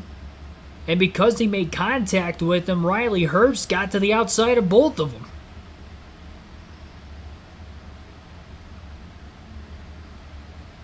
Now, because Herbst changed his lane before they got to the start-finish line, he may get penalized for that. We'll listen in.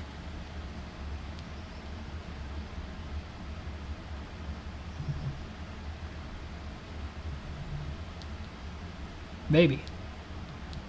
Wrecked the 16, to be honest, right? I mean, the 16's sideways turning left, and the 98 almost holds his line and just continues almost straight down the straightaway as the 16 goes left. Well, let's remind everybody what the rule is. The rule is that you have to launch in the Geico restart zone, and you have to maintain in your lane. You can't change lanes until you get to the start-finish line. Yeah. So it was the 98. Clearly, he was in a different lane than the 16. That's what I was the thinking. 16, like, he went down there, because he had gotten hit. So I don't know how NASCAR looks at that. I think that's a judgment call. The big winner in all of that, is Zane Smith. He is sitting there. I don't know where they're going to line him back up. So now NASCAR is working on the restart order now. He's shown in 3rd, but they moved him back into about 7th or 8th. He was on the bottom, and that big pileup happens. They moved Zane back into 8th, but he came out of there in 3rd. I think that in the past, NASCAR has expected you to stay in line, right? That's going to be it's not so much what was happening to the car in front of you. They expect you to stay in line when you get to that start-finish line, not to be out of line, not to be in the act of passing.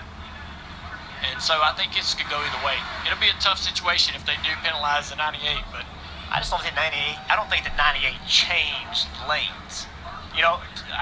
He did not change lanes in my eyes. The car in front of him changed lanes. The car behind the 98, he was in the same lane as Riley. So I just think that, that's almost a ball and strike call. You know what I mean? It's a little bit judgment. I think on that one, I don't think there's a penalty warranted. Well, let's go to our umpires. Let's go to Dale Jarrett, Kyle Petty on the Peacock Mid Box. All right, guys, you guys make the call.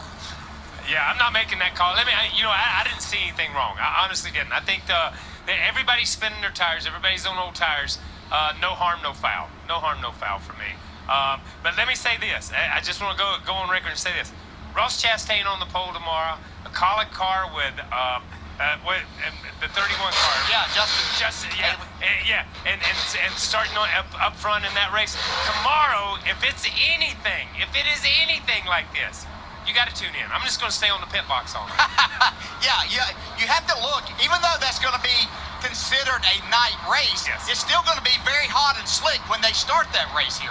So It's only going to be later on that they might find a little bit more grip because the sun has gone down, the track has cooled off some, and some rubber has been laid down. But it's going to be chaos at the beginning of that race, and I'm sure they're all sitting around somewhere watching what happened here today, and we'll try to be better than what this was. Yeah, it's 5:30. Okay, the sun is going down. It's right on our back, but as far as the grandstands go, so the fans are going to be nice and cold. The drivers may be a little bit hot when it starts, but I don't see, honestly, that the race, even with the temperature being down, as slick as this racetrack appears for these guys, as slick as it appeared during qualifying, we're going to see a lot of the same stuff. Yeah, and what we have seen is the entire racetrack is very raceable, and that's what the drivers want, to where you don't just have to make a pass on one side or the other. You have options as you go. Now, it may be more difficult if somebody has a good car up high to make that pass on the bottom, but there are options, and the drivers are going to enjoy that. Yeah, listen, I'm ready for the end of this one, guys. I'm ready, so take it over.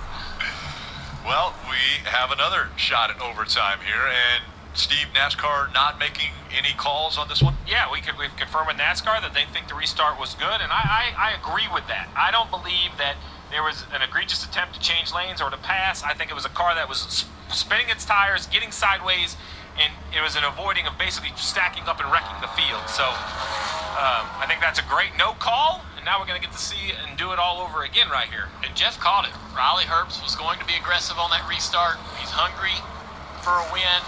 He knows he's got good speed in that race car, and he's even in better position for this restart, which could be the final restart of the day. Does AJ give him the outside, which he seemed to want, or does AJ choose that outside and take it away from him? AJ picked the inside on the last restart, so I'd assume he's still in control of this race. Feels like that went well, so probably likely go again. We have to think about who might line up behind him. Is there a way for them to figure out how to get Hemrick on his bumper for this restart, right? I'm not sure they can understand exactly what Hill might do in terms of where he chooses, but if they can line up teammates, they're in really good shape. I think from what I saw on that last restart, the biggest concern is, can I get out of turn 2 not wrecked? I mean, half of them drove into turn 1 and were completely out of control with these old tires. So if I'm a driver right now, I'm thinking, okay, what do I have to do to make sure my car stays in the lane that it needs to stay in? Let's talk about the zone. That's last time, brought him in real slow, almost to the end of the zone, definitely induced some wheel spin. If you're AJ on these hot tires, do you try to roll in a little quicker? Do you try to go a little sooner? Were you happy with the last restart? What do you guys think about that? I don't think you do the same thing twice. You keep people guessing, try to change it up a little bit. Don't allow your competition to try to take advantage of something you did the prior restart. Again, he chooses the bottom. Hemrick to the top, so he doesn't have his teammate. Austin Hill now lining up behind the 10 on the inside in third. But Riley Herbst right here, if he can get a good start, get into turn 1 side by side with AJ, got to win. He's got a shot at it. I think he's in better position carrying that car on the outside too wide into turn 1. If I'm running 6th, 7th, 8th, I'm picking the bottom. I know I would have originally said the top to just jump up on there, but what I've seen, they're going to run into each other, and the bottom's going to open up, and it's going to potentially provide me a lane to go. I don't think I can win from the 5th or 6th row, so I'm going to take where I think I can miss the wreck. Keep an eye on tires back there. Kligerman. Cole Custer is now on the outside of row 3. He'll be the first one in the freshest tires, and then the top 2 rows, so positions 1 through 4 will be on the older tires. AJ Allmendinger on the bottom lane for this restart on the front row. He'll be the control car for the second consecutive overtime restart. Riley Herbst on the outside of the front row trying to go for his first career NASCAR Xfinity Series win. Austin Hill with a recovery job today is on the inside of row 2 with Hemrick to his outside as well. Green flag is in the air. Herbst gets a good launch, stacking up the outside lane. Custer's going to have a run and try to take it 3 wide on Daniel Hemrick and Josh Berry. Austin Hill got a bit loose on the bottom, stacking everybody up. AJ Allmendinger is going to be clear by a few car lengths as they're 4 wide off the exit of turn 2 in the back half of the top 10. Herbst's going to get a shot from his teammate Cole Custer on the backstretch into turns 3 and 4. Allmendinger is almost a half a second clear of the rest of the pack as they work their way off turn 4. White flag in the air, 1 lap to go, sponsored by Credit One Bank. AJ Allmendinger's all but got this one locked up, but they're 3 wide for second. Nearly saw Daniel Hemrick spin in the middle of the pack. Riley Herbst is still going for it. The battle for second is intensifying.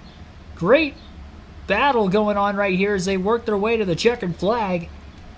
Into turn 3, Herbst has second place for now. Cole Custer got held up. Contact between Austin Hill and Sam Mayer getting into the corner for third. Front of the field, AJ Allmendinger is going to get the win. Riley Herbst second. Big wreck into the tri-oval as they work their way further back in the pack. Parker Kligerman went around. Brett Moffitt hit hard into the outside wall. There was another car behind Moffitt. I believe it was Anthony Alfredo who ended up in the wall as well. But importantly here, AJ Allmendinger will get his second Xfinity Series win of the season. He has finished first or second in all 3 starts. Riley Herbst finishes second place. Sam Mayer third. Austin Hill fourth. And Josh Berry fifth unofficially at the start-finish line. Allmendinger about to burn it down on the front stretch. You'll get to hear from him and some of the other top finishers from today's race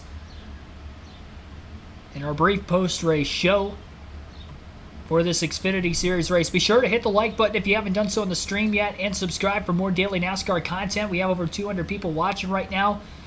Tomorrow's live commentary for the NASCAR Cup Series race will begin at 6:30 p.m. Eastern Standard Time. So again, 6:30 Eastern Standard Time with our pre-race show for tomorrow's live stream.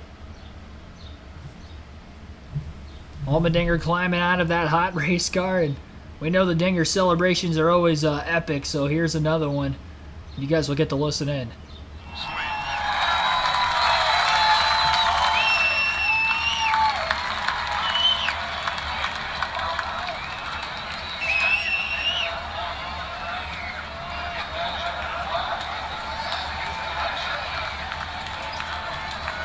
AJ and Kara expecting their first child in August.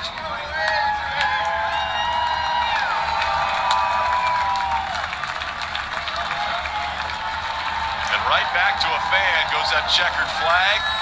All smiles.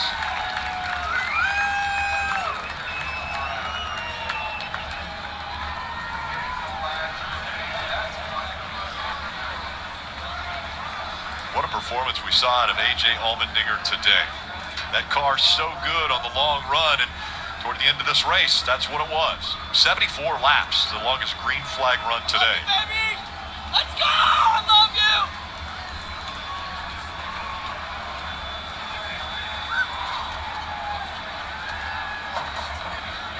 Dave's down there with him. Rick, talk about chaos this afternoon. A lot of cautions. At the end of the day, AJ Allmendinger, the Cup Series driver, back for a little taste of the NASCAR Xfinity Series, wins this race. How did you do it? Let me get my breath back here, Dave. I'm kind of old for this. It's hot. Can't believe I got to race tomorrow now. All thanks to all the men and women in College Racing. Got Bailey Zimmerman. He flew in from Chicago this morning. Awesome to have him here, win a race for him. Car was really good. Got caught up in that wreck and that one restart. Thought at least our chance to win was over, but the guys did such a great job of fixing it. Can't thank everybody at Xfinity for putting this show on. ECR, Chevy, all the men and women at College Racing, Nutrient Ag Solutions, Action Industries, Lee Filter, Celsius on our car tomorrow. Just so proud of it. This is one of those iconic trophies you want to win. What a cool way to do it. Do you play guitar? I do not. But I got a really good guy here to teach me, so Bailey's gonna have to teach me playing the guitar. We have seen you win so often on the road courses. When you finally won on Oval, it was a big deal. Coming back now and doing this as a part-timer, what's that mean to you? Anytime you win on Oval, any race, Dave. Hell, I don't know I'm going to do this again. You don't know when it's your last win. So, yeah, all these wins are amazing. I love winning on ovals because I know a lot of people doubt me being on an oval. So it's, what a day. I love you. My very pregnant wife is in Nebraska right now with her family doing a baby shower. Love you, Mom and Dad, all my friends and family. What a great time. Congratulations on the win. Congratulations on the upcoming birth as well. Life is good. Life is very good, and Rick, this is the first time I've seen on the front stretch after a race that just smells like grass down here. Everyone that thankfully got out of their cars at the end of the day. This was an amazing finish to the race. Yeah, a lot of things happening there after AJ crossed the finish line. Let's take another look at the chaos that ensued. Go through the full field finishing order here, and again, if there's any other interviews before we go off the air, you guys will get to listen into those. Margin of victory for AJ Allmendinger here today in the Tennessee Lottery 250 at Nashville Superspeedway is 1.3 seconds over Riley Herbst, who finishes in second place. Good run for him. He was barely inside the cutoff line coming into the day at plus 27, so that will help him a ton. Sam Mayer finishes in third. Austin Hill fourth. Josh Berry again finished in fifth. John Nemechek finishes 6th. Zane Smith in his first Xfinity start of the year finishes 7th. Daniel Hemrick 8th. Cole Custer 9th. And Parker Retzlaff finishes in 10th. Parker Kligerman ended up 11th. Chandler Smith 12th. Jeb Burton in 13th. Brett Moffitt 14th. Justin Allgaier 15th. Last car in the lead lap was Kaz Gralla finishing 16th. Sheldon Creed first car lap down finishes 17th. 18th place was Kyle Weatherman. Ryan Sieg 19th. And Brennan Poole 20th. Joe Graff Jr. finishes 21st, Jeremy Clements 22nd, Anthony Alfredo 23rd, Brandon Jones 24th, and Kyle Sieg finishes 25th. Blaine Perkins ended up 26th, 27th was Jeffrey Earnhardt, Ryan Ellis 28th, Chad Chastain 29th, and David Starr 30th. Joey Gason 31st, Mason Massey 32nd, 33rd was Josh Williams, Sammy Smith 34th, and 35th ended up being Connor Bosack. Carson Hocevar in 36th, Ty Gibbs 37th, Stephen Parsons rounds out the 38-car field today.